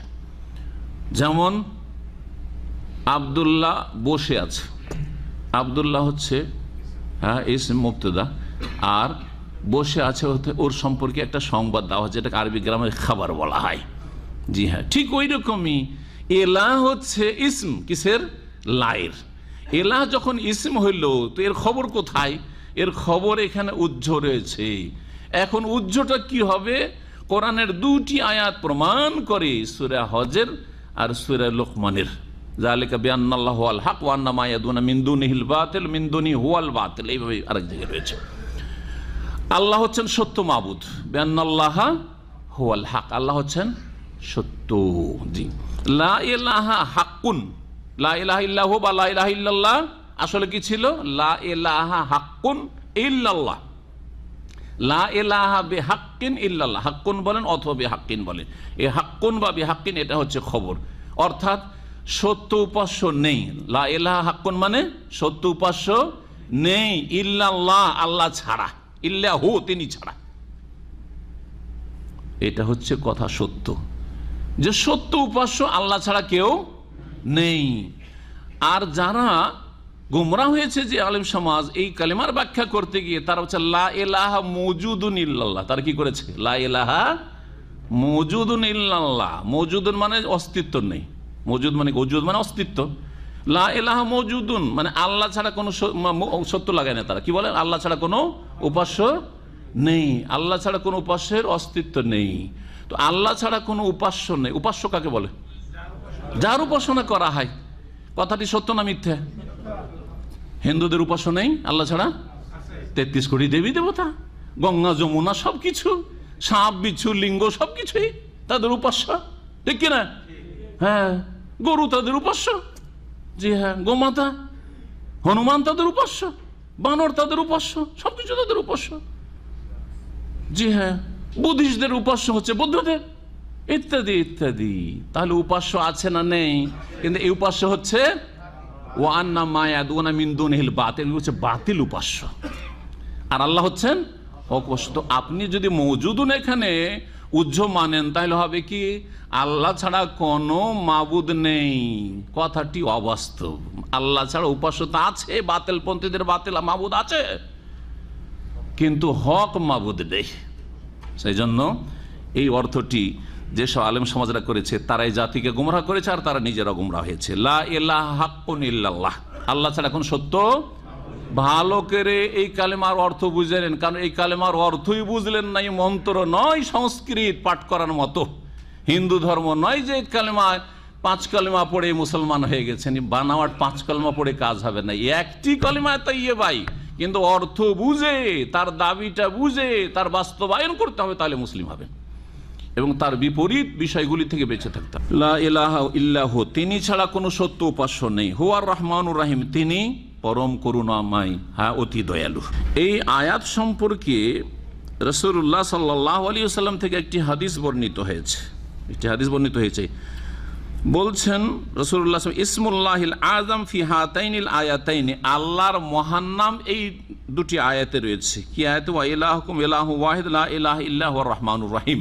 এই আয়াতে, যে আয়াতটি তাফসীর এখন করছি, আর আয়াতুল কুরসিতে রয়েছে আলিফ লাম মিম আল্লাহু লা ইলাহা ইল্লা হুয়াল হাইয়ুল কাইয়ুম। এটা হচ্ছে সূরা আল ইমরানের শুরুর আয়াত, দ্বিতীয় আয়াত।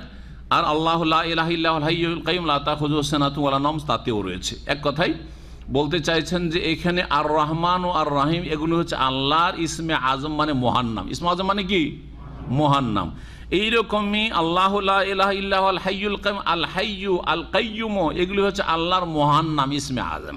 জি, আয়াতুল কুরসিতে অথবা সূরা আল ইমরানের আয়াত নম্বর 2, তাতে ইসমে আজম মানে, এইটা বুঝতে গিয়ে আমার বেদাতের শিকার হয়েছে, গুমরাহির শিকার হয়েছে। ইসমে আজম মানে বেদাতি সমাজে ধারণা আছে যে ইসমে আজম খাস লোক ছাড়া কাউকে আল্লাহ জানাই না, আর যে ইসমে আজম জেনে নিল তার জন্য সব কাশফ হয়ে যাবে। আর শুধু কাশফি হবে না, সে আকাশে উড়ে তারকা হয়ে যেতে পারবে। কথা বোঝা গেছে? তারপরে সারা পৃথিবী বিচরণ করবে, মাগরিব পড়লো মক্কায়, এশা পড়বে মদিনায়। কথা বলছে। আর তারপরে কিছুক্ষণের মধ্যে আবার বাইতুল মুকাদ্দাসে, আবার কিছুক্ষণে বাংলাদেশে। মক্কাতে আগুন লেগে গেছে আর এক বালতি পানি ছিটাচ্ছে। কথা বলছে বাংলাদেশ থেকে, ইন্ডিয়া থেকে। বলছে কিভাবে? মুরিদানরা বলছে কিভাবে পানি কেন ছিটালেন এরকম? আরে অবাক। বলছে আরে জানো না কাবা শরীফে আগুন লেগেছে, আমি সব দেখতে পাচ্ছি। এই যে ইসমে আজম সম্পর্কে গুমরাহি, এই গুমরাহি থেকে সতর্ক। ইসমে আজম মানে এমন কিছু নয়। ইসমে আজম মানে আল্লাহর মহান নাম, গুরুত্বপূর্ণ নাম, যেই নামগুলি পড়ে যদি আল্লাহ এগুলির ওসিলের মাধ্যমে আল্লাহর কাছে দোয়া করেন তাহলে আল্লাহ দোয়া কবুল করবেন। সুতরাং দোয়াতে রয়েছে ইয়া হাইয়্যু ইয়া কাইয়্যুম বিরহমাতিকা নাস্তাগীস, এইরকমই ইয়া রহমান ইরহামনা, হ্যাঁ ইয়া রহিম ইত্যাদি ইত্যাদি, এইভাবে দোয়া করি ইয়া আল্লাহ। বরং অনেক ওলামারা বলেছেন যে সবচেয়ে বেশি আল্লাহর যেই নামটি মানুষরা, মানব জাতি, আল্লাহর বান্দারা ব্যবহার করে সেটা কোন নাম? আল্লাহ। সুতরাং আল্লাহুম্মা এটাই হচ্ছে আল্লাহর ইসমে আজম, সবচেয়ে বড় নাম। সবচেয়ে বড় নাম সেটা আল্লাহ রাব্বুল আলামিনের। এই জন্য অধিকাংশ দোয়াগুলিতে রয়েছে আল্লাহুম্মা গফিরলি, আল্লাহুম্মা ইন্নী যালামতু নাফসি, আল্লাহুম্মা আরহামনি ইত্যাদি, আল্লাহুম্মা গফিরলি ওয়ারহামনি ওয়াহদিনি ওয়াআফিনি ওয়ারযুকনি, আল্লাহুম্মা দি, অথবা রব্বানা দিয়ে রয়েছে। এই জন্য রবটাও আল্লাহর ইসমে আজম। দুয়া অধিকাংশ হয় রব দিয়ে পাবেন, আর না হয় আল্লাহ দিয়ে পাবেন। আল্লাহুম্মা, আর না হইলে রব্বানা বা রব্বি, রব্বি হাবলি মিনাস সালিহিন, রব্বিরহামহুমা কামা রাব্বায়ানি সগীরা। আল্লাহ রাব্বুল আলামিন যখন সত্যিকার মাবুদ, তার কোনো শরীক নেই। এর দলিল প্রমাণ আপনার মাথা থেকে পা পর্যন্ত যে শরীরটা রয়েছে এতেও আছে, হ্যাঁ, আল্লাহকে চেনার উপায়। আর আপনার দিগন্তেও আছে, চারিদিকে যা কিছু আছে তাতেও এর নিদর্শন আছে, জি, আলামত, লক্ষণ আছে, আল্লাহকে চেনার উপায় আছে। তো আয়াতে কাউনিয়া, সৃষ্টিগত নিদর্শন আল্লাহর 2 রকম। আল্লাহ একটি আয়াতে বলছেন সানুরিহিম আয়াতিনা ফিল আফাকি ওয়া ফি আনফুসিহিম, নিশ্চয়ই আমি মানব জাতিকে আমার নিদর্শনাবলী দেখিয়ে দেব। সানুরিহিম আয়াতিনা ফিল আফাকি, তাদের দিগন্তে, চারিদিকে যদি নজর দৌড়াই তাহলে আল্লাহকে অবশ্যই খুঁজে পাবে। এসব এমনিতে হয়ে যায়নি, প্রাকৃতিক নয়। জি হ্যাঁ, যদি প্রাকৃতিক হইতো তো আমিও বলবো যে এটা এখানে প্রাকৃতিক। মানবে নাস্তিক? হ্যাঁ, মানবে না। তো দিগন্তে আল্লাহকে চেনার অনেক মাধ্যম রয়েছে।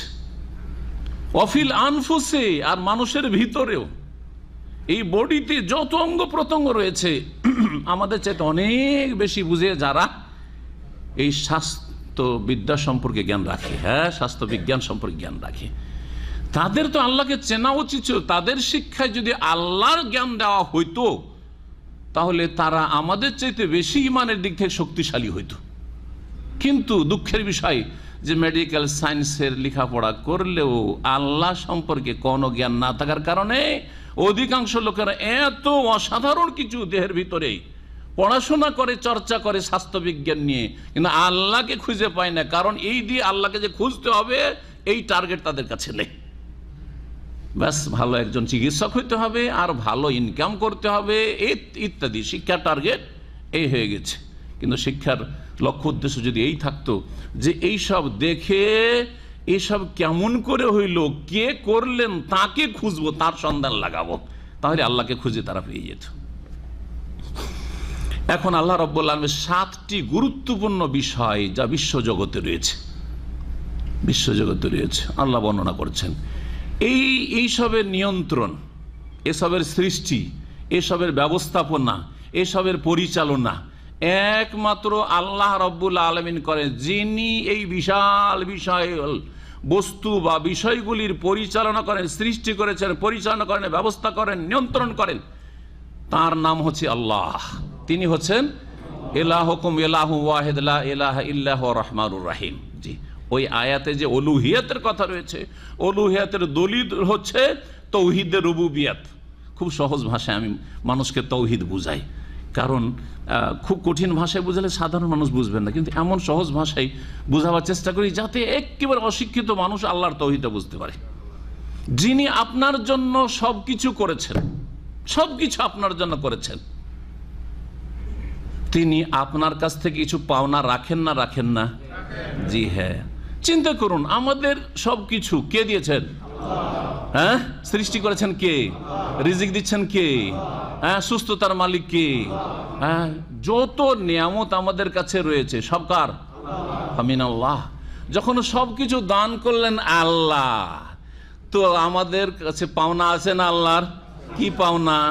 যে আইয়াবুদুহু ওয়ালা ইউশরিকু বিহি শাইআ, আল্লাহ তা'বুদু ইল্লা ইয়াহু, একমাত্র সে আল্লাহর ইবাদত করো যিনি তোমাকে সবকিছুই দিয়েছেন।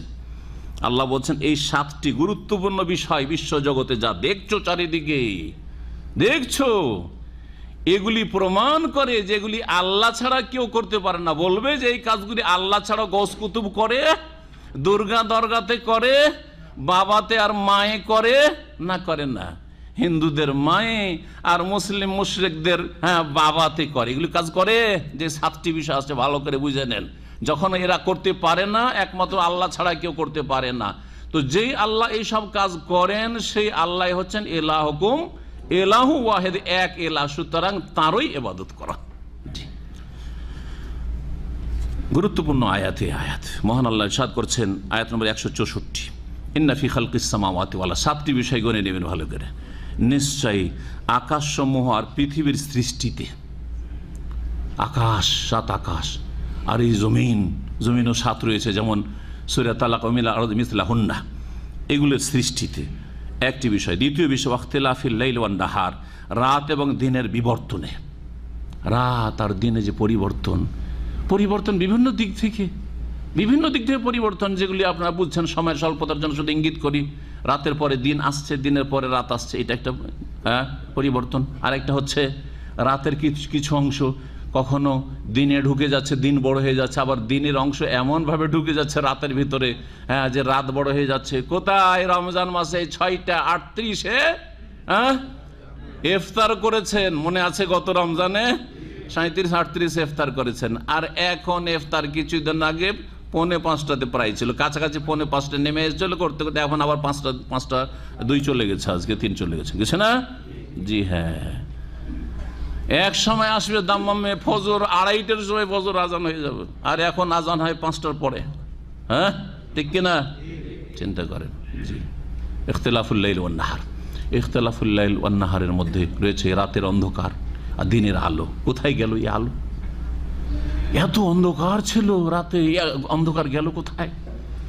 ইখতিলাফুল লাইল ওয়ান নাহারের মধ্যে রয়েছে শীত আর গরম, কখনো গরমের দিন, কখনো ঠান্ডার দিন, কখনো গরমের রাত, কখনো শীতের রাত। জি, এগুলি হচ্ছে রাত দিনের আবর্তন বিবর্তন ইত্যাদি ইত্যাদি আরও কিছু রয়েছে যেগুলি যারা বিজ্ঞান বুঝে তাদের কাছ থেকে জানবেন। অল ফুলকিল্লাতি তাজরি ফিল বাহরি, আর সেই জলজাহাজগুলিতে, ফুলক শব্দটি এক বচন হয় বহু বচন হয় আরবি গ্রামারে, এটা যারা আরবি গ্রামার বোঝেন তাদের জন্য বললাম। ফুলকের জমাও ফুলক আর ওয়াহিদও ফুলক। অল ফুলকিল্লাতি তাজরি ফিল বাহরি, আর সেই সব জলজাহাজ, হ্যাঁ জলযান, সেটা জাহাজ হোক আর নৌকা হোক আর ডিঙি হোক যাই হোক না কেন, সেই জলযান যেগুলি পানি পথে চলমান থাকে। বাহার মানে সাগর, কিন্তু সাগরেও চলে, নদীতেও চলে, আরো কিছুতে চলতে পারে, জলাশয়। এই যে চলাচল করে জলযানগুলি, বেমায়ান ফাউন্নাস, এমন পণ্য সামগ্রী নিয়ে যেগুলি মানব জাতির জন্য উপকারী। এমনিতে আমরা পানি পথে সফর করি, হ্যাঁ গরজে না করি, পানি পথে যত পণ্য সামগ্রী সারা পৃথিবীর এক পার থেকে আরেক পারে, এক দেশ থেকে আরেক দেশে সহজভাবে পৌঁছানো যায়, অন্য কোনো মাধ্যমে পৌঁছানো সম্ভব নয়। আল্লাহ কত বড় নিয়ামত! এটা কে করেছে যে পানি পথে এই ভাসছে, এত বিশাল বিশাল শিপ জাহাজগুলি ভাসছে, সুবহানাল্লাহ, আর এত সামান্য টন টন সামান্য ভাসছে। চিন্তা করেন আপনি। কয়টা হইল? তিনটে। ওমা আনজালাল্লাহু মিনাস সামাই মিন মা, আর যা কিছু আকাশ থেকে মানে ওপর থেকে আল্লাহ বর্ষণ করেছেন পানি, অর্থাৎ বৃষ্টি, আল্লাহর আকাশ থেকে ওপর থেকে বৃষ্টি বর্ষণে এতেও রয়েছে, এটা 4 নম্বর বিষয়। আর এই বৃষ্টি বর্ষণের মাধ্যমে কি হয়? ফাআহিয়া বিহিল আরদা বাদা মৌতিহা, অতঃপর এই বৃষ্টির পানির মাধ্যমে আল্লাহ এই পৃথিবীর জমিনের মাটির অনুর্বর হয়ে যাওয়ার পরে, মরে যাওয়ার পরে, মানে আমরা বলি মরা মাটি, বলি না মাটি, মরা মাটি, মরা মাটি জীবিত হয়, জি ওতে প্রাণ ফিরে আসে, হ্যাঁ ফসল উৎপাদনের যোগ্য হয়, অনুর্বর হয়ে গেছে। এই জন্য অনুর্বর শব্দটি তার ভাব অর্থ বললাম। বাদামৌতিহা মানে অনুর্বর হয়ে যাওয়ার পরে সেই জমিনকে আল্লাহ কি করেন? হ্যাঁ উর্বর শক্তি দান করেন, প্রাণ দান করেন, জান আসে সেই জমিতে। আর তখন চাষিদের, কৃষকদের একেবারে কাজের মৌসুম চলে আসে, রাত দিন মেহনত শুরু হয়ে যায়, আর তার মাধ্যমে আমাদের জন্য চাল ডাল খাদ্যদ্রব্য আসছে। না হইলে আসতেন এই বড় লোকই করে শহরে খেতে পেতেন না, যতই বড় শিক্ষিত হয়ে যান না কেন। জি চিন্তা করুন এগুলি কত বড় আল্লাহর নিয়ামত। কয়টা হইল? 4টা। 5 নম্বর, ওয়াবাসসা ফিহা মিন কুল্লি দাব্বাহ, আর এই সারা পৃথিবীতে আল্লাহ সব রকমের সর্বপ্রকারের জীবজন্তুকে ছড়িয়ে দিয়েছে, জলে স্থলে কত রকমের জীবজন্তু রয়েছে, সবগুলি আমাদের জন্য উপকারী, সবগুলি আমাদের জন্য উপকারী। আমরা জানি আর না জানি, হ্যাঁ অনেকগুলির ক্ষেত্রে জানি।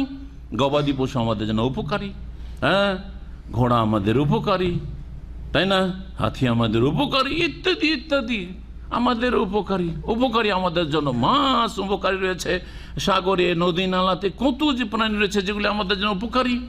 ওয়াবাসসা ফিহা মিন কুল্লি দাব্বাহ ওয়া তাসরিফির রিয়াহি, কয়টা হইল? 5টা হয়েছে। 6 নম্বর, তাসরিফির রিয়াহি, এবং বাতাসের গতি পরিবর্তনে, সাররাফা ইয়াসর মানে পরিবর্তন করা, বাতাসের আল্লাহ গতি পরিবর্তন করেন, এতেও আল্লাহকে চেনার ব্যবস্থা রয়েছে। বাতাসের গতি পরিবর্তন, হঠাৎ করে বাতাস চলে আসলো, বিশেষ করে দাম্মামে যারা বসবাস করে দ্রুত এখানে আবহাওয়া চেঞ্জ হয়, জানেন কি জানেন না? এইটা দেশে পাবেন না। দেশে ঠান্ডা শুরু হয়েছে, মদিনাও পাবেন না আপনি, আমি মদিনায় থেকেছি, আল কাসিমে থেকেছি, রিয়াদও পাবেন না। ঠান্ডা চলছে, 2-3 মাস ঠান্ডা চলছে, এই হয়তো দেশে এটা হয় না, পৌষ মাঘ মাস চলছে তো চলছে, ঠান্ডা চলছে, কিন্তু এখানে হঠাৎ করে গরমের অবস্থায় বাইরে বেরিয়ে এসছেন, আধা ঘন্টা 1 ঘন্টার মধ্যে এমন ঠান্ডা পড়া শুরু হয়ে গেল। হচ্ছে না? অনেকে খেয়াল করেন না হয়তো। হঠাৎ করে শীতের কাপড় পরে এসছি, ঠান্ডা, আর বের হচ্ছে গরম, রাখা যায় না, কাপড় আর রাখা যায় না, কি করা যায়, তাই না? জি হ্যাঁ। ও তাসরিফির রিয়াহ, জি তাসরিফির রিয়াহ, জি বাতাসের গতি পরিবর্তন বিভিন্ন দিক থেকে, কখনো পূর্ব দিকের বাতাস, হ্যাঁ কখনো পশ্চিম দিক থেকে বাতাস, কখনো দক্ষিণে, কখনো উত্তরা, হ্যাঁ আর কখনো বাতাসের বেগ বেশি, কখনো বাতাস নেই, ইত্যাদি। জি হ্যাঁ, কখনো উপকারী বাতাস লাভজনক, কখনো অপকারী বাতাস, ঝড় তুফান, কোনো বাতাসে উপকার আছে, কোনো বাতাসে অপকার আছে, যেটা বিশেষজ্ঞরাই বুঝে। অত শরীফ রিয়া ও সাহাবিল মুসাখখির বাইনাস সামাই ওয়াল আরদ। কয়টা হইল? 6টা হয়ে গেছে।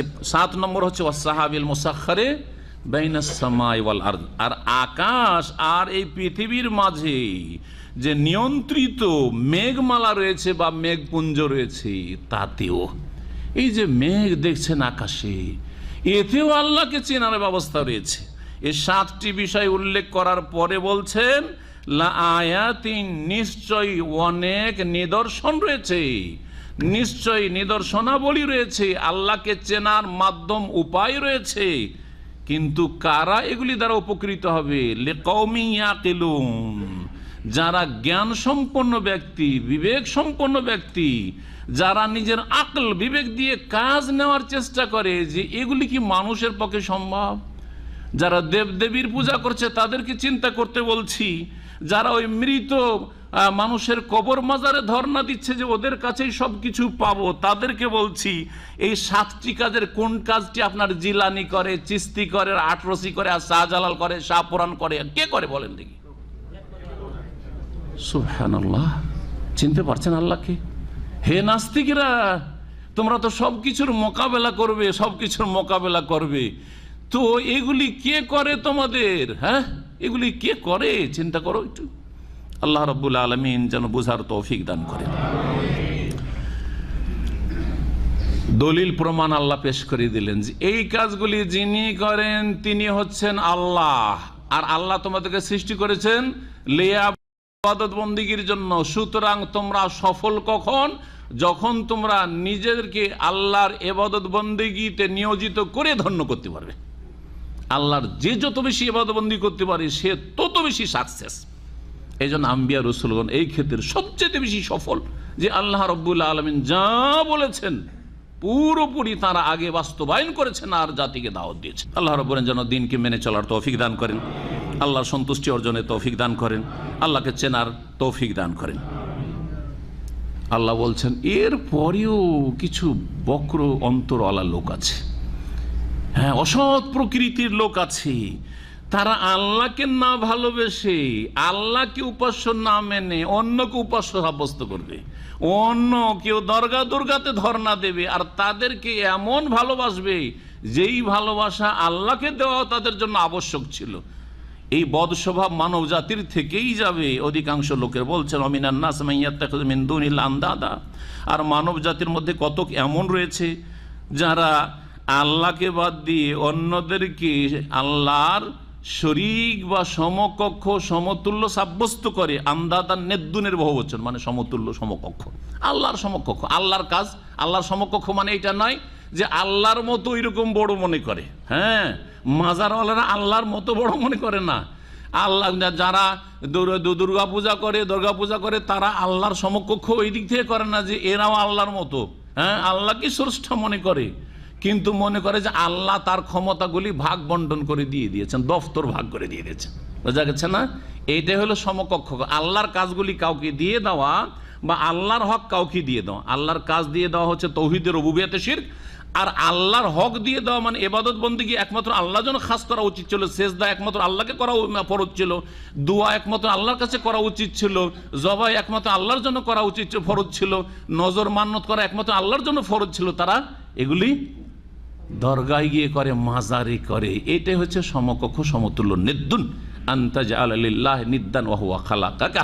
সবচেয়ে বড় গুনাহ। নবী করিম সাল্লাল্লাহু আলাইহি ওয়াসাল্লাম সাহাবীদেরকে বললেন আইয়ু যামবি আকবারু ইনদাল্লাহ। জবাবে কি বলেছিলেন? আল্লাহর সাথে তোমরা নিদ শরীক সমতুল্য সমকক্ষ সাব্যস্ত করবে, অথচ আল্লাহ সৃষ্টি করলে এরা তো সৃষ্টি করে না। তারা আল্লাহর সাথে শরীক সাব্যস্ত করে অন্যদেরকে ইউহিব্বুনাহুম, এবং তাদেরকে ভালোবাসে। কেমন ভালোবাসা? কাহুব্বিল্লাহ, আল্লাহর মতো ভালোবাসা, বরং আল্লাহর চাইতে বেশি ভালোবাসে। এ মুশরিকরা আল্লাহর চাইতে বেশি গায়রুল্লাহকে ভালোবাসে। এর প্রমাণ যদি দেখতে হয় আল্লাহকে গালি দিচ্ছে। আল্লাহকে যদি কেউ গালি দেয় তার বিরুদ্ধে কোনো রকমের অ্যাকশন নেই, হ্যাঁ, ইসলামের বিরুদ্ধে বলে তাদেরকে আরো পৃষ্ঠপোষকতা করা হচ্ছে, তাদের আল্লাহর বিরুদ্ধে বললে পৃষ্ঠপোষকতা করা হচ্ছে। কিন্তু কোন দেবদেবীর যদি মানহানি করে দেয়, ইসলামে হারাম সেটাও, কিন্তু কেউ যদি মানহানি করে দেয়, মানহানিও করলো না, শুধু বললো যে দেবদেবীর পূজা করা শিরক, কবর মাজারে সেজদা করা শিরক, দেখেন কত বড় দুশ্মন হয়ে যায়। জি, নাস্তিকের অত বড় দুশ্মন না, নাস্তিকের অত বড় ফতুয়া লাগায় না, যত ফতুয়া লাগায় যারা তাদেরকে মাজারে গিয়ে শিরক করতে নিষেধ করে, মান্নত করতে নিষেধ করে, খাসমে জবাই করতে নিষেধ করে, বিদাত থেকে নিষেধ করে, এদের দুশ্মনী বেশি, রাত দিন দুশ্মনী তাদের লেগে আছে তাদের মধ্যে। জি, তাদেরকে ভালোবাসা আল্লাহর মতো ভালোবাসা, ওয়াল্লাযীনা আমানু আশাদ্দু হুব্বান লিল্লাহ, কিন্তু যারা সত্যিকার মুমিন তারা তাদের চাইতে বেশি আল্লাহকে ভালোবাসে। জি হ্যাঁ, সুতরাং হে মুমিন তোমরা আল্লাহকে সবচেয়ে বেশি ভালোবাসো, আর তারপরে রাসূলুল্লাহ সাল্লাল্লাহু আলাইহি ওয়াসাল্লামকে সবচেয়ে বেশি ভালোবাসো। আল্লাহর ভালোবাসার বাস্তবায়ন হচ্ছে ইবাদত বন্দেগীর মাধ্যমে পূর্ণতার সাথে, আর রাসূলুল্লাহ সাল্লাল্লাহু আলাইহি ওয়াসাল্লাম ভালোবাসা অতিভক্তি নয়। রাসূলুল্লাহ সাল্লাল্লাহু আলাইহি ওয়াসাল্লামের ভালোবাসার প্রমাণ হচ্ছে তার ইত্তেবা, অনুসরণ। তার আদর্শ ছাড়া আমি কিছু বুঝি না, তার পক্ষে দলিল ছাড়া আমি বিনা দলিল অন্ধভাবে চলি না। নবী সাল্লাল্লাহু আলাইহি ওয়াসাল্লাম করেছেন কিনা, নবী সাল্লাল্লাহু আলাইহি ওয়াসাল্লাম করতে বলেছেন কিনা, নবী সাল্লাল্লাহু আলাইহি ওয়াসাল্লাম সাহাবীদেরকে শিখিয়েছেন কিনা, নবী সাল্লাল্লাহু আলাইহি ওয়াসাল্লামের যুগে কোন সাহাবী ইল্লাল্লাহর জিকির করেছেন, আল্লাহর জিকির করেছেন? হ্যাঁ, অপব্যাখ্যা করলে হবে? প্রমাণ দেন যে একজন সাহাবী, বেশি লাগবেন, একজন সাহাবী ইল্লাল্লাহর জিকির করতেন, তারপরে হেবেদাতে মৌলভী সাহেব আপনি তারপরে জায়েজ করেন যে একজন সাহাবী যেহেতু আমাদের আদর্শ আছে, তিনি নবী থেকে শিখেছেন, সুতরাং আমরাও ইল্লাল্লাহর জিকির করছি। প্রমাণ নাই, তারপরেও জাতিকে গোমরাহ করবেন। নবী সাল্লাল্লাহু আলাইহি ওয়াসাল্লামের ভালোবাসার প্রমাণ হচ্ছে যে নবী ওমা আতাকুমুর রাসূল ফাখুযু, রাসূলুল্লাহ যেইভাবে জিকির আছে, উত্তম জিকির লা ইলাহা ইল্লাল্লাহ, ওটাকে ভাগ করে দিল। ওটা কি করে দিল? ভাগ করে দিল। বক্তা সাহেব নাস্তিকদের জিকির করেছে লা ইলাহা, কি এলাহ নেই, লা ইলাহা মানে কি এলাহ নেই, কার্ল মার্কসি জিকির। জি হ্যাঁ, হ্যাঁ, কমিউনিস্টের জিকির। আর এদেরকেও আর এক কুফরি জিকির লাগিয়ে দিয়েছে, ইল্লাল্লাহ। ইল্লাল্লাহ মানে হ্যাঁ, আল্লাহ ব্যতীত, আল্লাহ ব্যতীত মানে আল্লাহ ব্যতীত অন্য কিছু চাই। আল্লাহ ব্যতীত মানে কি? শ্রোতারা বলছে আল্লাহ চাই না, আল্লাহ ব্যতীত। যদিও বলি এইটা ব্যতীত, ধরেন আপনাকে এইটা পেশ করছি, না এইটা ব্যতীত মানে আমাকে জুস দিলে চলবে, পানি চলবে না, ঠিক কিনা? তাহলে কি বুঝায় এটার অর্থ? এটার অর্থ কি এটা বুঝায় না আল্লাহ ব্যতীত, ইল্লাল্লাহ। ওরা আবার পুরাটা বলবে না, লা ইলাহা ইল্লাল্লাহ বলবে না, কি বলছে? ইল্লাল্লাহ। ওখান থেকে শুরু করেছে। বক্তা বললো লা ইলাহা, কার্ল মার্কসি কালেমা, এই দিক দিয়ে কুফরি করলো। আর জনগণ বলছে যে ইল্লাল্লাহ, আল্লাহ ব্যতীত অন্য কিছু চাই, অন্য কিছু চাই, গৌস কুতুব চাই। আউযু বিল্লাহ। এই কুফরি জিকিরে মাতিয়ে দিয়েছে আপনাদেরকে, বোঝার চেষ্টা করুন, আল্লাহ যেন হেফাজত করেন। আফজালু জিকির, উত্তম জিকির ছিল পারফেক্ট পুরোটা লা ইলাহা ইল্লাল্লাহ, লা ইলাহা ইল্লাল্লাহ। আবার ওটাকে উল্টা করেও না, আর এক মুরব্বী আবার শিখাচ্ছে যে এই জিকির তো দুনিয়ার সবাই করে, তোমাদের একটা খাস জিকির শিখাচ্ছি, সেটা হচ্ছে ইল্লাল্লাহ লা ইলাহা। ওকে এমন অসাধারণ ক্ষমতা শরীয়ত রচনার দিলেন আল্লাহ, যে বলছেন না না এই কলমা এতদিন চলেছে, এখন খাস আমার মুরিদানরা ইল্লাল্লাহ লা ইলাহা, আগে ইল্লাল্লাহ বলো, পরে লা ইলাহা বলো, দিয়ে নাস্তিকদের কলমাতে গিয়ে থামো। দাদা বোঝা গেছে? জি, ইল্লাল্লাহ লা ইলাহা। কত গুমরাহি চিন্তা করে না, সবটাই ঠিক। আর আমাদের দেশে কিছু হুজুর আছে, আরে আলেম ওলমারাই না বলেছে, এত বড় হুজুরে যখন বলেছে এইটাও ঠিক ওইটাও ঠিক, আরে এত বাড়াবাড়ি করতে নেই। বাড়াবাড়ি করছি নাকি? আপনাদেরকে হকটা শিখাচ্ছি, এটা কোন বাড়াবাড়ির কথা হইলো? আপনারা যদি ভুলটা শিখাইতে পারে ওটা বাড়াবাড়ি না হয়। আসলে যেটা বাড়াবাড়ি জুলম, আপনি আল্লাহর হকে জুলুম করছেন, তো আমি যেটা হকটা বলছি সেটা আবার বাড়াবাড়ি করতে হইলো। আল্লাহ যেন বুঝার তৌফিক দান করেন। ওয়াল্লাযীনা আমানু আশাদ্দু হুব্বান লিল্লাহ, যারা মুমিন তারা সবচেয়ে বেশি আল্লাহকে ভালোবাসে। সুতরাং আল্লাহর দলিল ছাড়া, প্রমাণ ছাড়া তারা চলতে চায় না, আল্লাহর ইবাদত ছাড়া একটু অন্যদিকে ঝুঁকতে চায় না, নবী সাল্লাল্লাহু আলাইহি ওয়াসাল্লামের ইত্তেবা অনুসরণ ছাড়া অন্ধ আর কারো অনুসরণ বিনা দলিল করতে চায় না। ওয়ালাউ ইয়ারাল্লাযীনা যালামু ইয ইয়ারাউনাল আযাব আন্নাল কুওয়াতা লিল্লাহি জামিয়া। তারপরে আল্লাহ বলছেন যে জালেমদের যখন জুলমের কুপরিণাম প্রত্যক্ষ করবে তখন যে আক্ষেপ হবে, এটা যদি তার আগেই বুঝে নিত। বলছেন ইয়ারা মানে এখানে বুঝা, ইয়ারা মানে চোখ দিয়েও দেখা হয়, ইয়ারা দেখা, আর অন্তর্দৃষ্টি দিয়েও দেখা হয়। যেমন আলাম তারা কাইফা ফালা, তুমি কি দেখো নি যে হস্তি বাহিনীকে আল্লাহ কি করেছেন? হস্তি বাহিনীকে আমরা দেখেছি নাকি? এমনকি নবী সাল্লাল্লাহু আলাইহি ওয়াসাল্লামও দেখেননি। দেখেছেন? হস্তি বাহিনীর বছর জন্ম হলো, তো নবী সাল্লাল্লাহু আলাইহি ওয়াসাল্লাম তো দেখেননি যে হস্তি বাহিনীকে কিভাবে আল্লাহ ধ্বংস করলো ক্ষুদ্র ক্ষুদ্র কঙ্কর দিয়ে। কিন্তু আল্লাহ বলছেন, হে নবী তুমি কি দেখোনি হস্তি বাহিনীকে, আবরাহার সেনাবাহিনীকে? তো এই দেখা হচ্ছে অন্তর্দৃষ্টি দিয়ে দেখা, মানে চিন্তা ভাবনা করে দেখা, বুঝে দেখো ঘটনাটা যে আল্লাহ কি করতে পারেন না। জি, কোনো সেনাবাহিনী লাগেনি, ছোট ছোট পাখি, আর পাখির ঠোঁটে আর ওই পায়ে ছোট ছোট কঙ্কর দিয়ে তাদেরকে একবারে কাসফিম মাকুল, ভক্ষিত ভূষায় পরিণত করে। আল্লাহ বলছেন, ওয়ালাউ ইয়ারাল্লাযিনা যালামু ইয ইয়ারাউনাল আযাব আন্নাল কুওয়াতা লিল্লাহি জামিয়া। যদি জালেমরা বুঝতো, ইয ইয়ারাউনাল আযাব, যেমন তারা বুঝবে বা দেখবে, বা যখন তারা, ইজ মানে যখন, যখন তারা দেখবে আযাবকে, আযাবকে প্রত্যক্ষ করবে, এই বিষয়টি যদি জালেমরা আগেই বুঝে নিত, আযাব দেখার আগেই বুঝে নিত, তাহলে কতই না ভালো হইতো, কতই না ভালো হইতো। এ কথা উজ্জ্ব আছে এখানে, লাকানা খাইরান লাহুম, হ্যাঁ, সেটা তাদের জন্য কল্যাণকর হইতো। আযাবের মুখোমুখি হওয়ার পরে বুঝে কি লাভ হবে?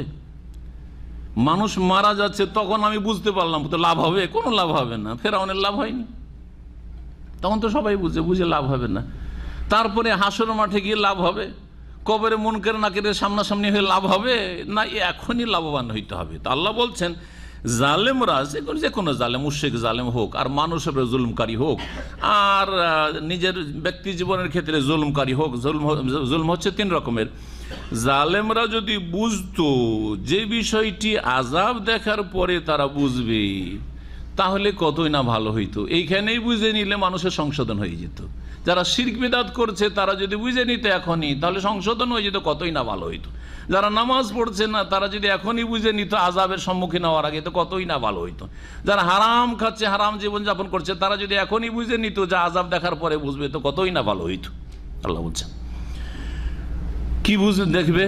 এই যে ইয়ারাউনাল আযাব, আযাব যখন দেখবে তখন বুঝবে, আরে এই আযাবকে দূরে সরাবার ক্ষমতা তার কারণেই আন্নাল কুওয়াতা লিল্লাহি জামিআ, তখন নিশ্চিত হবে যে সমস্ত শক্তির মালিক একমাত্র আল্লাহ। আন্নাল কুওয়াতা লিল্লাহি জামিআ, সমস্ত শক্তি একমাত্র আল্লাহর হাতে। ও আন্নাল্লাহ শাদীদুল আযাব, এবং আল্লাহ কঠোর শাস্তিদাতা। এই কথা জানতে পারবে, তখন কিন্তু সংশোধনের সুযোগ থাকবে না। এখন আল্লাহকে দেখতে পাই না, আখিরাত দেখতে পাই না, আখিরাত দেখতে পাই না। কেন দেখতে পাই না? আমাদের চোখের সামনে পর্দা পড়ে আছে, পর্দা। এই পর্দাটা বোঝানোর জন্য বলছি, বেশি কিছু লাগবে না এই পর্দা ফেলার জন্য। এই যে চোখের গ্লাসটা আছে না, গ্লাসের চাতে ছোট্ট একটা কয়েন্স আনে, যদি চোখের উপরে রেখে দেন, একটা কয়েন্স যদি হাতে থাকে তো দেন, এইখানে করে 2টো কয়েন্স এখানে 2টো চোখের উপরে যদি দিয়ে দেন, আমাকে দেখতে পাবেন? আশেপাশে কিছু দেখতে পাবেন? একটা মাত্র একটা টাকা কারেন্সি যদি চোখের উপরে রেখে দেন, তাহলে আর কিছুই দেখতে পাচ্ছেন না, তাহলে কিছুই দেখতে পাচ্ছেন না। তাহলে এই যে দুনিয়ার মোহ, দুনিয়ার লোভ লালসা, দুনিয়ার আসক্তি, বিশাল আসক্তি আমাদের সামনে শয়তান নিয়ে এসে এমন করে চোখের সামনে রেখে দিয়েছে, আখিরাতের কিচ্ছু নজরে আসে না।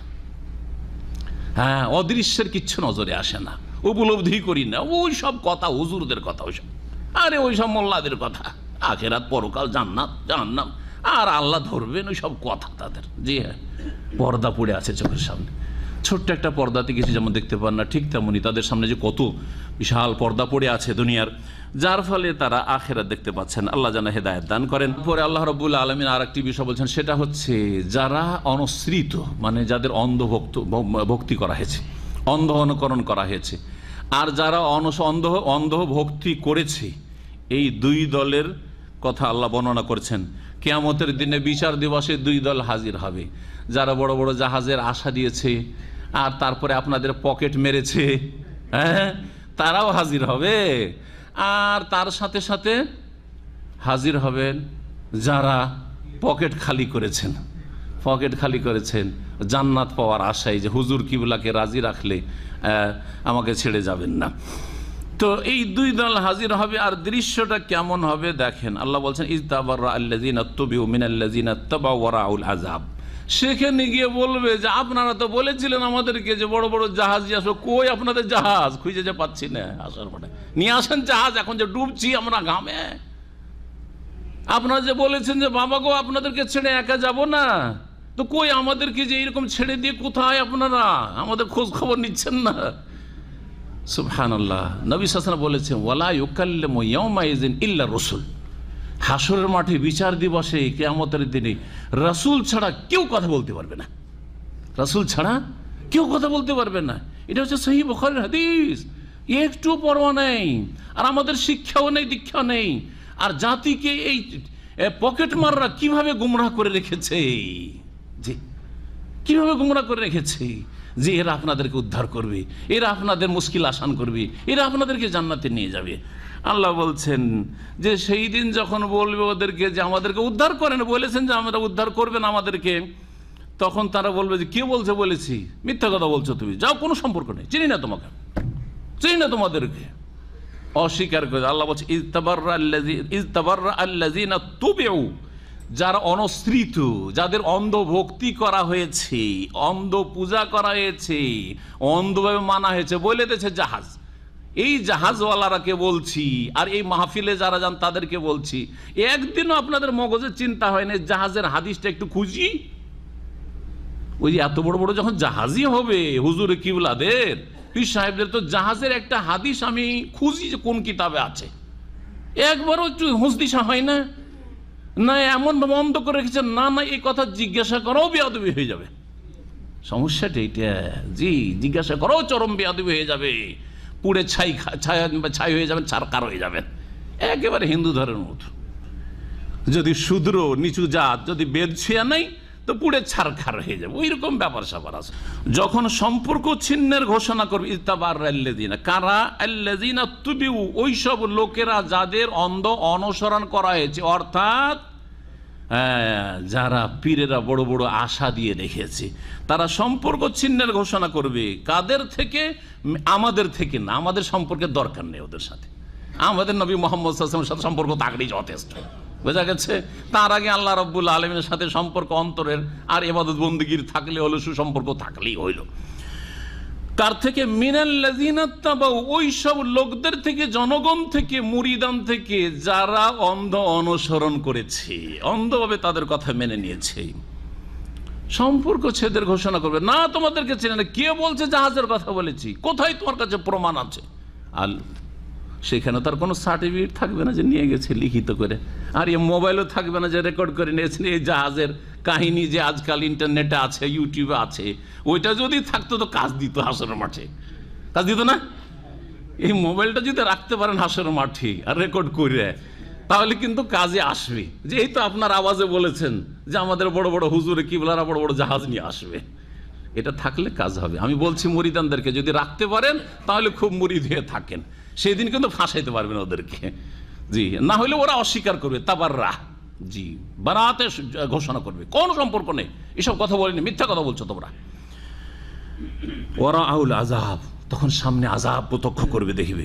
ওয়া তাকাত্তাত বিহুমুল আসবাব, আর সমস্ত রকমের সম্পর্ক ছিন্ন হয়ে যাবে। সমস্ত রকমের সম্পর্ক কি হয়ে যাবে? ছিন্ন হয়ে যাবে, কোনো সম্পর্ক থাকবে না। একমাত্র তাকওয়ার সম্পর্ক, আল্লাহ ভীরুতার সম্পর্ক, ঈমানের সম্পর্ক থাকবে, আর কোন সম্পর্ক থাকবে না। ওয়াকালাল্লাযিনা তাবাউ, তখন ওই লোকেরা বলবে যারা অন্ধ অনুসারী ছিল, লাউ আন্না লানা কাররাতান, আমরা যদি একবার ফিরে যেতাম, কাররাতান মানে রাজাতান, পৃথিবীতে ফিরে যেতে পেতাম, ফানাতাবাররা মিনহুম কামা তাবাররাউ মিন্না, আর এরাও যদি দুনিয়ায় ফিরে যেত তাদের থেকে সম্পর্ক ছিন্ন ঘোষণা করতাম, যেমন আজকে এরা সম্পর্ক ছেদের ঘোষণা করে দিল যে আমরা তোমাদেরকে চিনি না। আজকে যেমন অস্বীকার করলো, একবার যদি পেয়ে যাই না দুনিয়াতে, আল্লাহ যদি ফিরিয়ে দেন এদেরকে আর আমাদেরকে, তাহলে দেখবো এদেরকে, কিন্তু আল্লাহকে আর ফিরাবেন না। কাল্লা, আল্লাহ বলছেন কোশ্চিন কালো না, আর ফিরানো হবে না, কোনো সংশোধনের সুযোগ নেই। ফানাতাবাররাউ মিনহুম, তাদের থেকে সম্পর্ক ছেদ করবো, কামা তাবাররাউ মিন্না, যেমন আমাদের থেকে আজকে হাসর মাঠে সম্পর্ক ছিন্ন করলো। কাযালিকা ইউরিহিমুল্লাহ আমালাহুম হাসারাতিন আলাইহিম, এইরকমই তাদের কার্যক্রমগুলি দুনিয়ার যে ছিল সেগুলি তাদের সামনে আক্ষেপ হয়ে দাঁড়াবে। পরিতাপের বিষয় হয়ে দাঁড়াবে, বড় আক্ষেপ করবে, হাই আফসোস করে, হাই কি করেছি, হাই কি করেছি। হাসারাতিন আলাইহিম ওমা হুম বিখারিজিনা মিনান নার, আর সেই দিন জাহান্নামের আগুন থেকে বের হইতে পারবে না।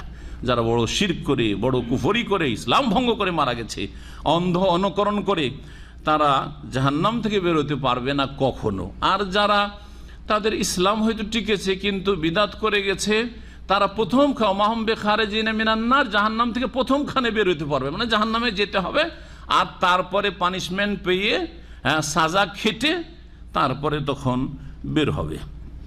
কিন্তু এইসব আকীদায় বড় বড় শিরক রয়েছে, যার ফলে জাহান্নাম থেকে বের হওয়া অত সহজ বিষয় নয়। যেটা হয়তো ভাবছেন যে অনেক নামাজ পড়েছিল, কিন্তু নামাজ তো নষ্ট করে ফেলেছে।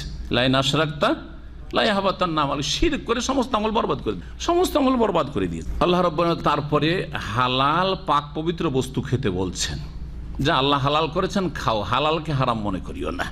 পক্ষান্তরে মুশরিকরা অনেক হালালকে তারা হারাম করে নিয়েছে তাদের ওপর। যেমন হিন্দুরা দেবদেবীর নামে যেসব ষাঁড় ছাড়ে, সেগুলোকে কি করে, গোশত খাওয়া হারাম।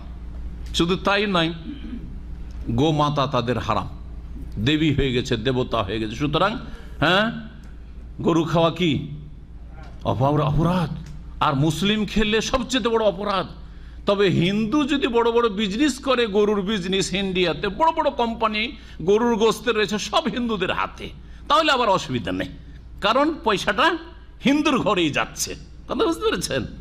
এ হচ্ছে অবস্থাটা এখন। আল্লাহ বলছেন, ইয়া আইয়ুহান নাস, হে মানব সকল, কুলু মিম্মা ফিল আরদি হালালান তাইয়্যিবা, পৃথিবীতে যা হালাল রয়েছে আর পাক পবিত্র রয়েছে তোমরা খাও, তাতে দ্বিধাগ্রস্ত হইও না, বা এটা খাবো না, ওইটা খাবো না, এটা হারাম, ওইটা হারাম, এই অধিকার নেই। যেমন হারামকে হালাল করার অধিকার নেই কাবিরা গুনহা, তেমনি কোনো হালাল বস্তুকে আপনি নিজে থেকে হারাম করে নেবেন অথচ আল্লাহ হারাম করেন, এটা আপনার জন্য জায়েজ নাই। আপনার রুচি হয় না, খেয়েন না। জরুরি নয় যে হালাল জিনিস খেতে হবে, সারা জীবন ভাত খেয়েন না, অসুবিধা আছে, কিন্তু যদি না ভাত খাওয়া হারাম, চলবে? কাবিরা গুনাহ। যেমন মদ খাওয়া যদি কেউ হালাল বলে যত বড় কাবিরা গুনাহ, শরীর গোস্ত খাওয়া হালাল কেউ যদি বলে যত বড় কাবিরা গুনাহ, তেমনি কেউ যদি বলে গরুর গোস্ত খাওয়া হারাম, তাহলে কাবিরা গুনাহ। এটা অনেকে বুঝে না, কারণ হালাল হারামের এখতিয়ার কার? আল্লাহর। আল্লাহ যে আল হালাল মা আহাল্লাল্লাহু ফি কিতাবি ওয়াল হারাম মা হারামাল্লাহু ফি কিতাবি, নবী সাল্লাল্লাহু আলাইহি ওয়াসাল্লাম হাদিসে বলছেন, হালাল ওইটা যেটা আল্লাহ তার কিতাব বিধানে হালাল করেছেন, হারাম ওটা যেটা আল্লাহ তার বিধানে হারাম করেছেন। তোমরা হালাল এবং পাক পবিত্র খাও। হালাল আর কি খেতে হবে? তৈয়ব, পাক পবিত্র খেতে হবে। আর তৈয়বের বিপরীত কি? হালালের বিপরীত হারাম, তাহলে হারাম খাওয়া যাবে না। তৈয়বের বিপরীত হচ্ছে খাবিস, খাবিস, বোঝা গেছে? আর তৈয়বাদ বহু বচন, ওর বিপরীত হচ্ছে খাবায়েস। এই যে ধূমপান, তামাক, জর্দা আর বিড়ি সিগারেট, এইটা দুইয়ের এক, হয় তৈয়বাদ, ভাতের মতো, রুটির মতো, আর ডালের মতো, সবজির মতো, আর না হলে সেটা হচ্ছে খাবায়েস। আপনাকে কেমন লাগে? সন্দেহ আছে খাবায়েস হইতে? খবিস, নোংরা হইতে সন্দেহ আছে? এখানে খান তো কেউ, বেনামাজিও খাবেন না যে এখানে ধরিয়ে দেবো সিগারেট। পারবেন? পারবেন না। তাহলে বোঝা যাচ্ছে যে আপনি খাবায়েস নোংরা মুখে নিয়েছেন, ভালো মানুষ দেখলে তাড়াতাড়ি ফেলে দিচ্ছেন, আপনি বাপ মার সামনে খাচ্ছেন না আপনি। জি হ্যাঁ, মসজিদে এক তো নামাজ পড়ে না, যদি বলা হয় মসজিদে তুই খাতো একটা বিড়ি খাতো, একটা সিগারেট খাতো, পারবেন? পারবেন না, খেতে পারবেন না। অথচ দিনে হয়তো 2-3 প্যাকেট সিগারেট লাগছে, কিন্তু মসজিদে খেতে পারবো না।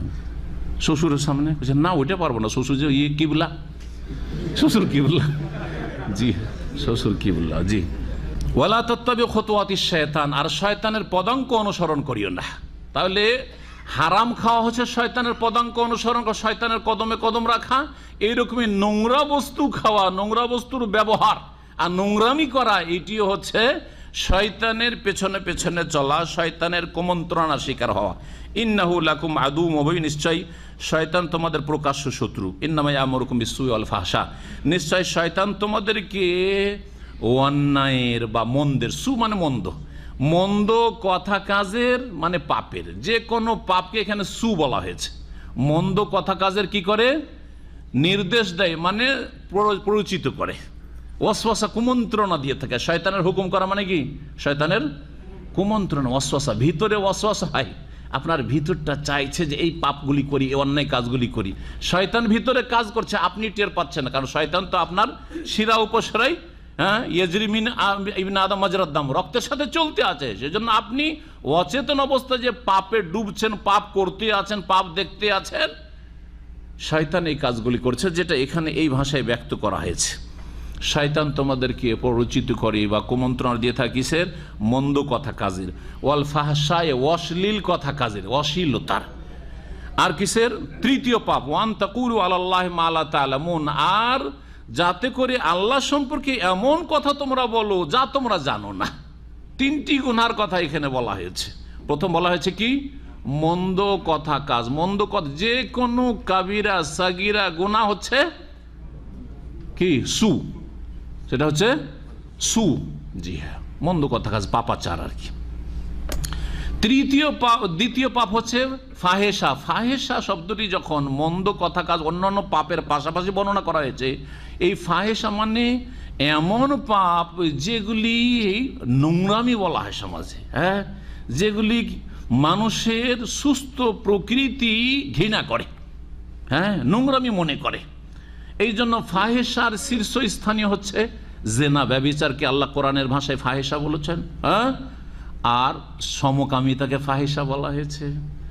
জি হ্যাঁ, এইরকমই জেনা আর সমকামিতা পর্যন্ত যেসব কথা কাজগুলি পৌঁছায়, প্রেম করা ফাহেসা, অশ্লীল ছবি দেখা ফাহেসা, পর্নোগ্রাফি দেখা, আর ফেসবুকে নেটে আপনার খারাপ ছবি দেখা, ইউটিউবে, এগুলো হচ্ছে ফাহেসা। আর এইরকমই যত খারাপ কথা হইতে পারে, অশ্লীল কথা, গালিগালাজ হচ্ছে ফাহেসা। কারণ এগুলো হচ্ছে, একটা চরিত্রবান যদি অমুসলিমও থাকে গালিগালাজ পছন্দ করবে না, ঠিক না? এগুলো হচ্ছে ফাহেসা, ফাহেস কথা বলছে, নোংরামি কথা। তৃতীয় পাপ হচ্ছে আল্লাহ সম্পর্কে না জেনে কথা বলা। আল্লাহ সম্পর্কে না জেনে কথা বলা হচ্ছে ধর্মের নামে পাপ, অত্যন্ত ব্যাপক। শুধু দুই একটা ফতুয়া দেওয়া না, ওর মধ্যে একটা দিক হচ্ছে ফতুয়া দেওয়া, না জেনে ফতুয়া দেওয়া। না জেনে ফতুয়া দেওয়া মানে জানা নাই এমনি বলছেন, এমন কথা নাই, জানেন কিন্তু দলিল জানেন না, জানেন কিন্তু দলিল জানেন না। যদি জিজ্ঞাসা করা হয় যে আপনি যে ফতুয়াটা বললেন দলিল, হ্যাঁ, দলিল তো জানেন না, এক হুজুর কাছ থেকে শুনেছি। আচ্ছা ভাই, এবার ফতুয়া কেন দিচ্ছেন না? এক হুজুর কাছে শুনেছেন না বলে ওই বড় আলেমের কাছে পাঠিয়ে দেন। ইমাম মালিক রহমতুল্লাহ যতদিন বেঁচে ছিলেন মদিনায় অন্য কেউ ফতুয়া দিতেন না, তাবেইন তাবা তাবিনের যুগে। আর তাদের জামানে একটা কথাই প্রসিদ্ধ ছিল, লা ইফতাউ মালিকুন বিল মদিনা। মদিনায় যতদিন ইমাম মালিক বেঁচে আছে কেউ ফতুয়া দেওয়ার অধিকার রাখে না, তাহলে অশান্তি সৃষ্টি হইতো না। কিন্তু একই গ্রামে 10 মোল্লা 10 রকম ফতুয়া দেয়। আর আজকাল তো মাদ্রাসা পড়া মোল্লাও লাগে না, এমনি তো ফতুয়া পাওয়া যায়, বিনা পয়সাতে ফতুয়া। যে যত কম জানে তার কাছে আরও বেশি ফতুয়া পাওয়া যায়, যে যত বেশি জানে তাকে ফতুয়া দিতে ভয় লাগে। এটা আমি উপলব্ধি করছি, কথা বুঝতে পারছেন? কিন্তু যে যত কম জানে তাকে ফতুয়া দিতে শখ থাকে, যে আমি ফতুয়া দিলে একটু আমাকে চেনবে লোকেরা, সে তো ফতুয়া দিলে আমার, হ্যাঁ, আমি কি হইতে পারবো, জনপ্রিয়তা লাভ করব। হ্যাঁ, না না না, খবরদার, অসৎ নিয়ত এগুলো। ফতুয়া দেওয়ার আগে আল্লাহ সম্পর্কে না জানে কথা বলা হচ্ছে। আল্লাহ সম্পর্কে সঠিক জিনিস হচ্ছে, সঠিক বিষয় হচ্ছে তৌহিদ। তৌহিদ জানা সবচেয়ে বড় ফরজ, তাই না? আপনি শিরকি আকীদার প্রচার প্রসার করছেন, আল্লাহ সম্পর্কে না জেনে কথা বলা ধর্মের নামে পাপ, সবচেয়ে বড় পাপ। আল্লাহ সম্পর্কে না জেনে কথা বলা মানে আল্লাহর দিন সম্পর্কে না জেনে কথা বলা, আল্লাহ রাসূল সাল্লাল্লাহু আলাইহি সাল্লাম সম্পর্কে না জেনে কথা বলা। সুতরাং বিদাতি, হ্যাঁ, কর্মকাণ্ড, বিদাতি ধর্মকর্ম, মিলাদ করাচ্ছেন, শবে বরাত করাচ্ছেন, আর ওই কোরআন খানি করাচ্ছেন, বক্সাচ্ছেন, আর তাবিজ করছেন, এইরকম মেলা কিছু বিদাতি কাজ করছেন। শিরক আর বিদাত, আল্লাহ সম্পর্কে না জানে কথা বলা, এইরকমই চরমপন্থা। মুসলিম সমাজের পাপের কারণে বা এক শ্রেণীর পাপের কারণে তাদের ওপর কাফেরের ফতোয়া দেওয়া, আর তাদের রক্তকে হালাল করে নেওয়া, আর চরমপন্থা অবলম্বন করা, আর জঙ্গি হয়ে রাস্তায় বেরিয়ে যাওয়া যে এসব নেতাদেরকে মারো আর প্রশাসনের লোকদেরকে মারো, জান্নাত পাবে। বুঝা গেছে? এগুলি হচ্ছে আল্লাহ সম্পর্কে, আল্লাহ দিন সম্পর্কে না জেনে কথা বলা। নবী সাল্লাল্লাহু আলাইহি ওয়াসাল্লামের জামানায় ইসলামের যে বড় শত্রু মুনাফিক ছিল আব্দুল্লাহ বিন উবাই মুনাফিক, তার চেয়ে বড় মুনাফিক আজকে আছে নাকি? কেউ যদি বলে ও জাহেল, যে রাসূলুল্লাহ সাল্লাল্লাহু আলাইহি ওয়াসাল্লামকে পেয়েও ইসলাম কবুল করেনি, ভিতরে কুফরি লুকিয়ে রেখে ইসলামের ক্ষতি করার চেষ্টা করছে, ওর চাইতে বড় মুনাফিক আর কেউ নেই। এই জন্য তার উপাধি হচ্ছে রাইসুল মুনাফিকিন। যত মুনাফিক তখন ছিল আর এখন পর্যন্ত এসেছে আর কিয়ামত পর্যন্ত আসবে, তাদের নেতা হচ্ছে আব্দুল্লাহ বিন উবাই মুনাফিক। কতবার সাহাবীরা বলেছেন, এমনকি আব্দুল্লাহ বিন উবাই মুনাফিকের ছেলে একজন আব্দুল্লাহ নেক মুসলিম ছিলেন, তিনি বলছে ইয়া রাসূলুল্লাহ, আমি নাকি শুনেছি যে আমার আব্বাকে আপনি হত্যা করার হুকুম দেবেন, যদি তাই হয় তাহলে অন্য কাউকে দিয়ে হত্যা করেন না, আমাকে বললেন কথাটা। কারণ আমি যদি হত্যা করে দিই তাহলে কারোর উপর আক্রোশ থাকবে না, আমি আল্লাহর সন্তুষ্টির জন্য আমার বাপকে হত্যা করেছি, কারণ আমার বাপ হত্যাযোগ্য, আপনার হুকুম হইলে আমি হত্যা করে দেব। কিন্তু অন্য কেউ যদি আমার বাপকে হত্যা করে, যতই হক কাজ করুক না কেন, ন্যায়সঙ্গত কাজ করুক না কেন, আল্লাহর বিধান কায়েম করুক না কেন, প্রাকৃতিক যে একটা ভালোবাসা আছে, ন্যাচারাল ভালোবাসা বাপের সাথে, সেটা হয়তো ওই লোকটাকে ঘৃণার চোখে দেখতে বাধ্য করবে। এটা যেন না হয়, তখন আমার ইমান হারিয়ে দেবো, তখন আমি গুমরাহ হয়ে যাব। কথা বুঝতে পারছেন না? নবী সাল্লাল্লাহু আলাইহি সাল্লাম বহুবার তার কাছে প্রস্তাব করেছে, সাহাবীরা ইয়া রাসূলুল্লাহ দানি ও আযরিবুন কাহাদাল মুনাফিক, একটু শুধু পারমিশন দেন, এই মুনাফিকের গর্দন উড়িয়ে দিচ্ছে। উত্তরে কি বলেছেন নবী সাল্লাল্লাহু আলাইহি সাল্লাম? লা, খবরদার, কাইলা ইয়াতাহাদ্দাসান নাস ইন্না মুহাম্মাদ বা আন্না মুহাম্মাদান ইয়াকতুলু আসহাবাহ, যাতে লোকজনকে বলার সুযোগ না হয়ে যায় যে মোহাম্মদ তার সাথী সঙ্গীদেরকেও খুন করছে রে, যেমন তেমন অপরাধী না। আউযুবিল্লাহ, তাই না? কিন্তু ও কি সাথী সঙ্গী? বড় মুনাফিক। তাহলে বোঝা যাচ্ছে ওর চেয়ে বড় মুনাফিক আজকাল আছে কোথায়, কেন? তো এই যে চরমপন্থা, এগুলি আল্লাহর দিন সম্পর্কে, আল্লাহ সম্পর্কে না জেনে কথা বলে। ওয়ান তাকুলু আলাল্লাহি মা লা তা'লামুন, আল্লাহ সম্পর্কে না জানে কথা বলার দিক হচ্ছে যে কোনো মাসলা মাসাইলে কথা বলা, যেগুলি মৌলিক বিষয়, আকীদার বিষয় বলেন, ফতুয়া না ওগুলো। যেমন কবর মাজারে যাওয়া, আর যদি কেউ সিজদা করে শিরক, যদি মনে করে সেখানে গেলে কিছু পাবো তো শিরক। আপনার এটা জানা আছে, মৌলিক বিষয় জানা আছে, বলেন। যদি সেখানে কিছু পাবো না, কিন্তু সেখানে গরিব মিসকিনরা আসে, ওদেরকে কিছু খাওয়াবো, ওদেরকে আর এই খাওয়ানোতে বাবা রাজি হবে, তাহলে শিরিক, কারণ ওই বাবাকে রাজি করার উদ্দেশ্য, আর এটাই থাকে, সুতরাং ওটাও শিরিক।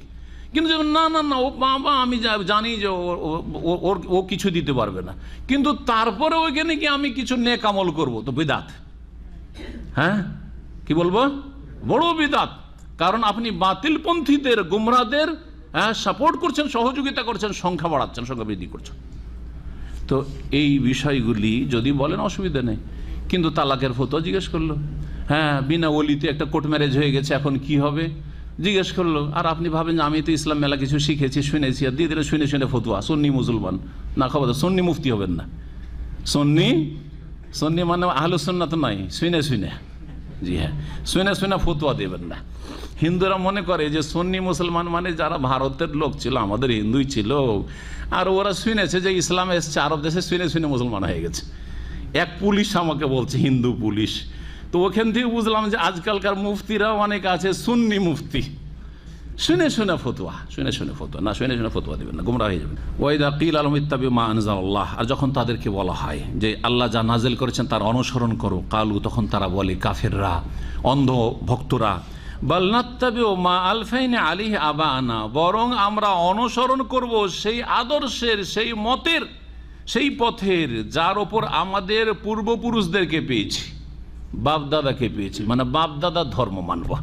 এটা হচ্ছে কার দলিল? সৎ লোকের না অসৎ লোকের? মুসলিমের না কাফেরের? চোখ খোলা লোকের না অন্ধ লোকের? অন্ধ লোকদের, গুমরাহদের। সুতরাং এই দলিল কখনো পেশ করবে না। আমাদের বাপ দাদা ভুল করেছে, আমাদের এই 14 পুরুষরা যদি ধর্মকর্ম করেছে তাহলে ভুল পথে ছিল তারা, আমাদের এত বড় বড় হুজুররা চলে গেছে, তারা কি তাহলে গুমরাহ মনে করেন? তারা জাহান্নামী না, তারা জান্নাতি না জাহান্নামী, ওইসব বলবো না। কিন্তু আপনাকে আপনার রাস্তাটা ক্লিয়ার বুঝতে হবে যে আমার রাস্তাটা ঠিক আছে কিনা। কে কোন পথে গেছে তার হিসাব নিয়ে এসে চলে গেছে আল্লাহর কাছে, আপনাকে আপনার হিসাব দিতে হবে। আপনি এখন চোখ খুলে চলার চেষ্টা করেন, চোখ খোলার পরে দলিল প্রমাণ দিয়ে যদি প্রমাণ হয়ে যায় যে হ্যাঁ যেই পথে আছেন ওটাই ঠিক, তো ভালো কথা। আর যদি দেখা যায় যে না ভুল পথে ছিলেন তো তাড়াতাড়ি ফিরে আসেন, এখনো সুযোগ আছে। তো এটা হচ্ছে কাফেরদের দলিল, এটা হচ্ছে গুমরাহদের দলিল, এটা হচ্ছে অন্ধভক্তি, হ্যাঁ, সংখ্যাগরিষ্ঠতা অথবা পূর্বপুরুষ, মুরব্বীরা, বড়রা দলিল, এগুলি সব গুমরাহদের অজুহাত যা সত্য গ্রহণে বাধা সৃষ্টি করেছে। আওয়ালাউ কানা আবাহুম লা ইয়াকিলুনা শাইআন ওয়া লা ইয়াহতাদুন, আল্লাহ বলছেন তিরস্কার করে, হ্যাঁ, আল্লাহ তাদের কি করছেন, নিন্দা করছেন যে এটা কোন কথা হইল, আরে তোমাদের বাপদাদার আদর্শ মেনে চলবে, এটা কেমন কথা।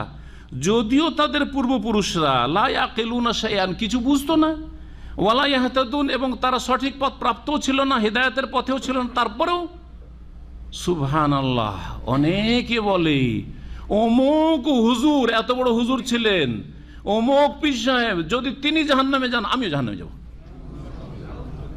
এটাই তো কথা। আল্লাহ নিন্দা করছেন। খবরদার, কে কোথায় গেছে সেটা নিয়ে আপনাকে চিন্তা করতে হবে না, উনি চলে গেছেন, আপনাকে আপনার রাস্তা বুঝতে হবে যে আমি কোন রাস্তায় চলবো, সেটা দলিলের ভিত্তিতে কোরআন শুনবেন। আর একটি আয়াতে তাফসীর করে ছেড়ে দিচ্ছি, ওমাসালুল্লাযিনা কাফারু কামাসালিল ইয়ানিক, কাফেরদের দৃষ্টান্ত হচ্ছে ওই রাখালের মতো, ওই ব্যক্তির মতো, আল্লাযী ইয়ানইকু বিমা লা ইয়াসমাউ ইল্লা দুআ ওয়া নিদা, যে চিৎকার করে, আওয়াজ দেয়, নায়িকা ইয়ানাকু মানে চিৎকার করে, এমন হ্যাঁ জীবজন্তুকে, লা ইয়াসমাউ ইল্লা দুআন ওয়া নিদান, যেই জীবজন্তু গবাদি পশু ডাক আর হাঁক ছাড়া কিছু শোনে না। ডাক আর হাঁক, দুআন আর নিদানে যে পার্থক্য আছে, বাংলা তো ডাক আর হাঁক দুটা শব্দ বললাম। ডাক দেওয়া মানে কি আর হাঁক দেওয়া মানে কি? কাছে থেকে আসেন একটু, আর হাঁক দেওয়া মানে ওই, জি হ্যাঁ, এটা হাঁক দেওয়া। তো বকরি, ছাগল বা উট বা যে কোনো পশু পাখিকে যদি হইচই করেন, বকরি বা ওটি ধরেন, আরব জগতে বকরি পাল ছিল আর ওটের পাল ছিল, বা গরুর পাল যখন আমাদের দেশে আছে, হ্যাঁ, রাখাল কি করে, যখন কারো জমিতে ঢুকতে যাচ্ছে হই করে, ও আওয়াজের তর্জমা কিচ্ছু বুঝে না, এই কোথায় যাচ্ছিস, ও কিচ্ছু বুঝে না কোথায় যাচ্ছিস, কিন্তু বুঝে যে একটা আওয়াজ আসলো, আমাকে একটু ক্ষান্ত হইতে হবে, হ্যাঁ, ঠিক না? তো বলছে কাফেরদের অন্ধমনকরণ ঠিক ওই রকমই। এরা হচ্ছে এই গবাদি পশুর মতো, যারা ওই গবাদি পশু যেমন ডাক হাঁক ছাড়া কিচ্ছু বুঝে না, ঠিক ওই রকমই এরাকে যতই ডাকুক রাসূলুল্লাহ সাল্লাল্লাহু আলাইহি ওয়াসাল্লাম, যতই কোরআন সুন্নাহর আলেমরা তাদেরকে হেদায়েতের পথে, তৌহিদ সুন্নতের দিকে ডাকুক আর শিরক বিদআত থেকে সতর্ক করুক, লা ইয়াসমাউ ইল্লা দুআ ওয়া নিদান, ডাক হাঁক ছাড়া কিছু, এর বেশি কিছু মূল্য নেই। আমাদের তৌহিদ সুন্নতের আলোচনা তাদের কাছে ওই তাদের ডাক হাঁকের মতোই, কোনো মূল্য রাখে না, শুনতে চায় না, উপেক্ষা করে। সুম্মুন, এরা হচ্ছে হ্যাঁ সুম্মুন আসামের বহু বচন। সুম্মুন মানে কি? হ্যাঁ, বধির, বহিরা আমরা বলি। বুকমুন মানে আবকামের বহু বচন, হ্যাঁ, আবকাম মানে বোবা, বোবা। জি। অমিয়ন, আমার বহু বচন। অন্ধ, এরা হচ্ছে বধির, কানেও শোনে না, এরা অন্ধ, কানে শোনে না মানে হক কথা কানে ঢুকাইতে চাই না, আর দেখে না। তাদের সামনে কিতাব আছে, তাদের সামনে আছে বিষয়গুলি, দেখছে যে এটা ভুল হচ্ছে, এটা ঠিক হচ্ছে না, ও দেখেও দেখে না, উপকৃত হয় না এই চোখ দিয়ে। আর তারা মুখ দিয়ে হক কথা বলেও না, হক কথা প্রকাশ করে না। ফাহুম লা ইয়াকিলুন, সুতরাং এরা হচ্ছে নির্বোধ, এরা কিছু বুঝে না। এখানে আজকের আলোচনা শেষ করছি। ও সাল্লাল্লাহু আলা নবিয়ানা মুহাম্মদ ওয়া আলা আলিহি ওয়া সাহবিহি।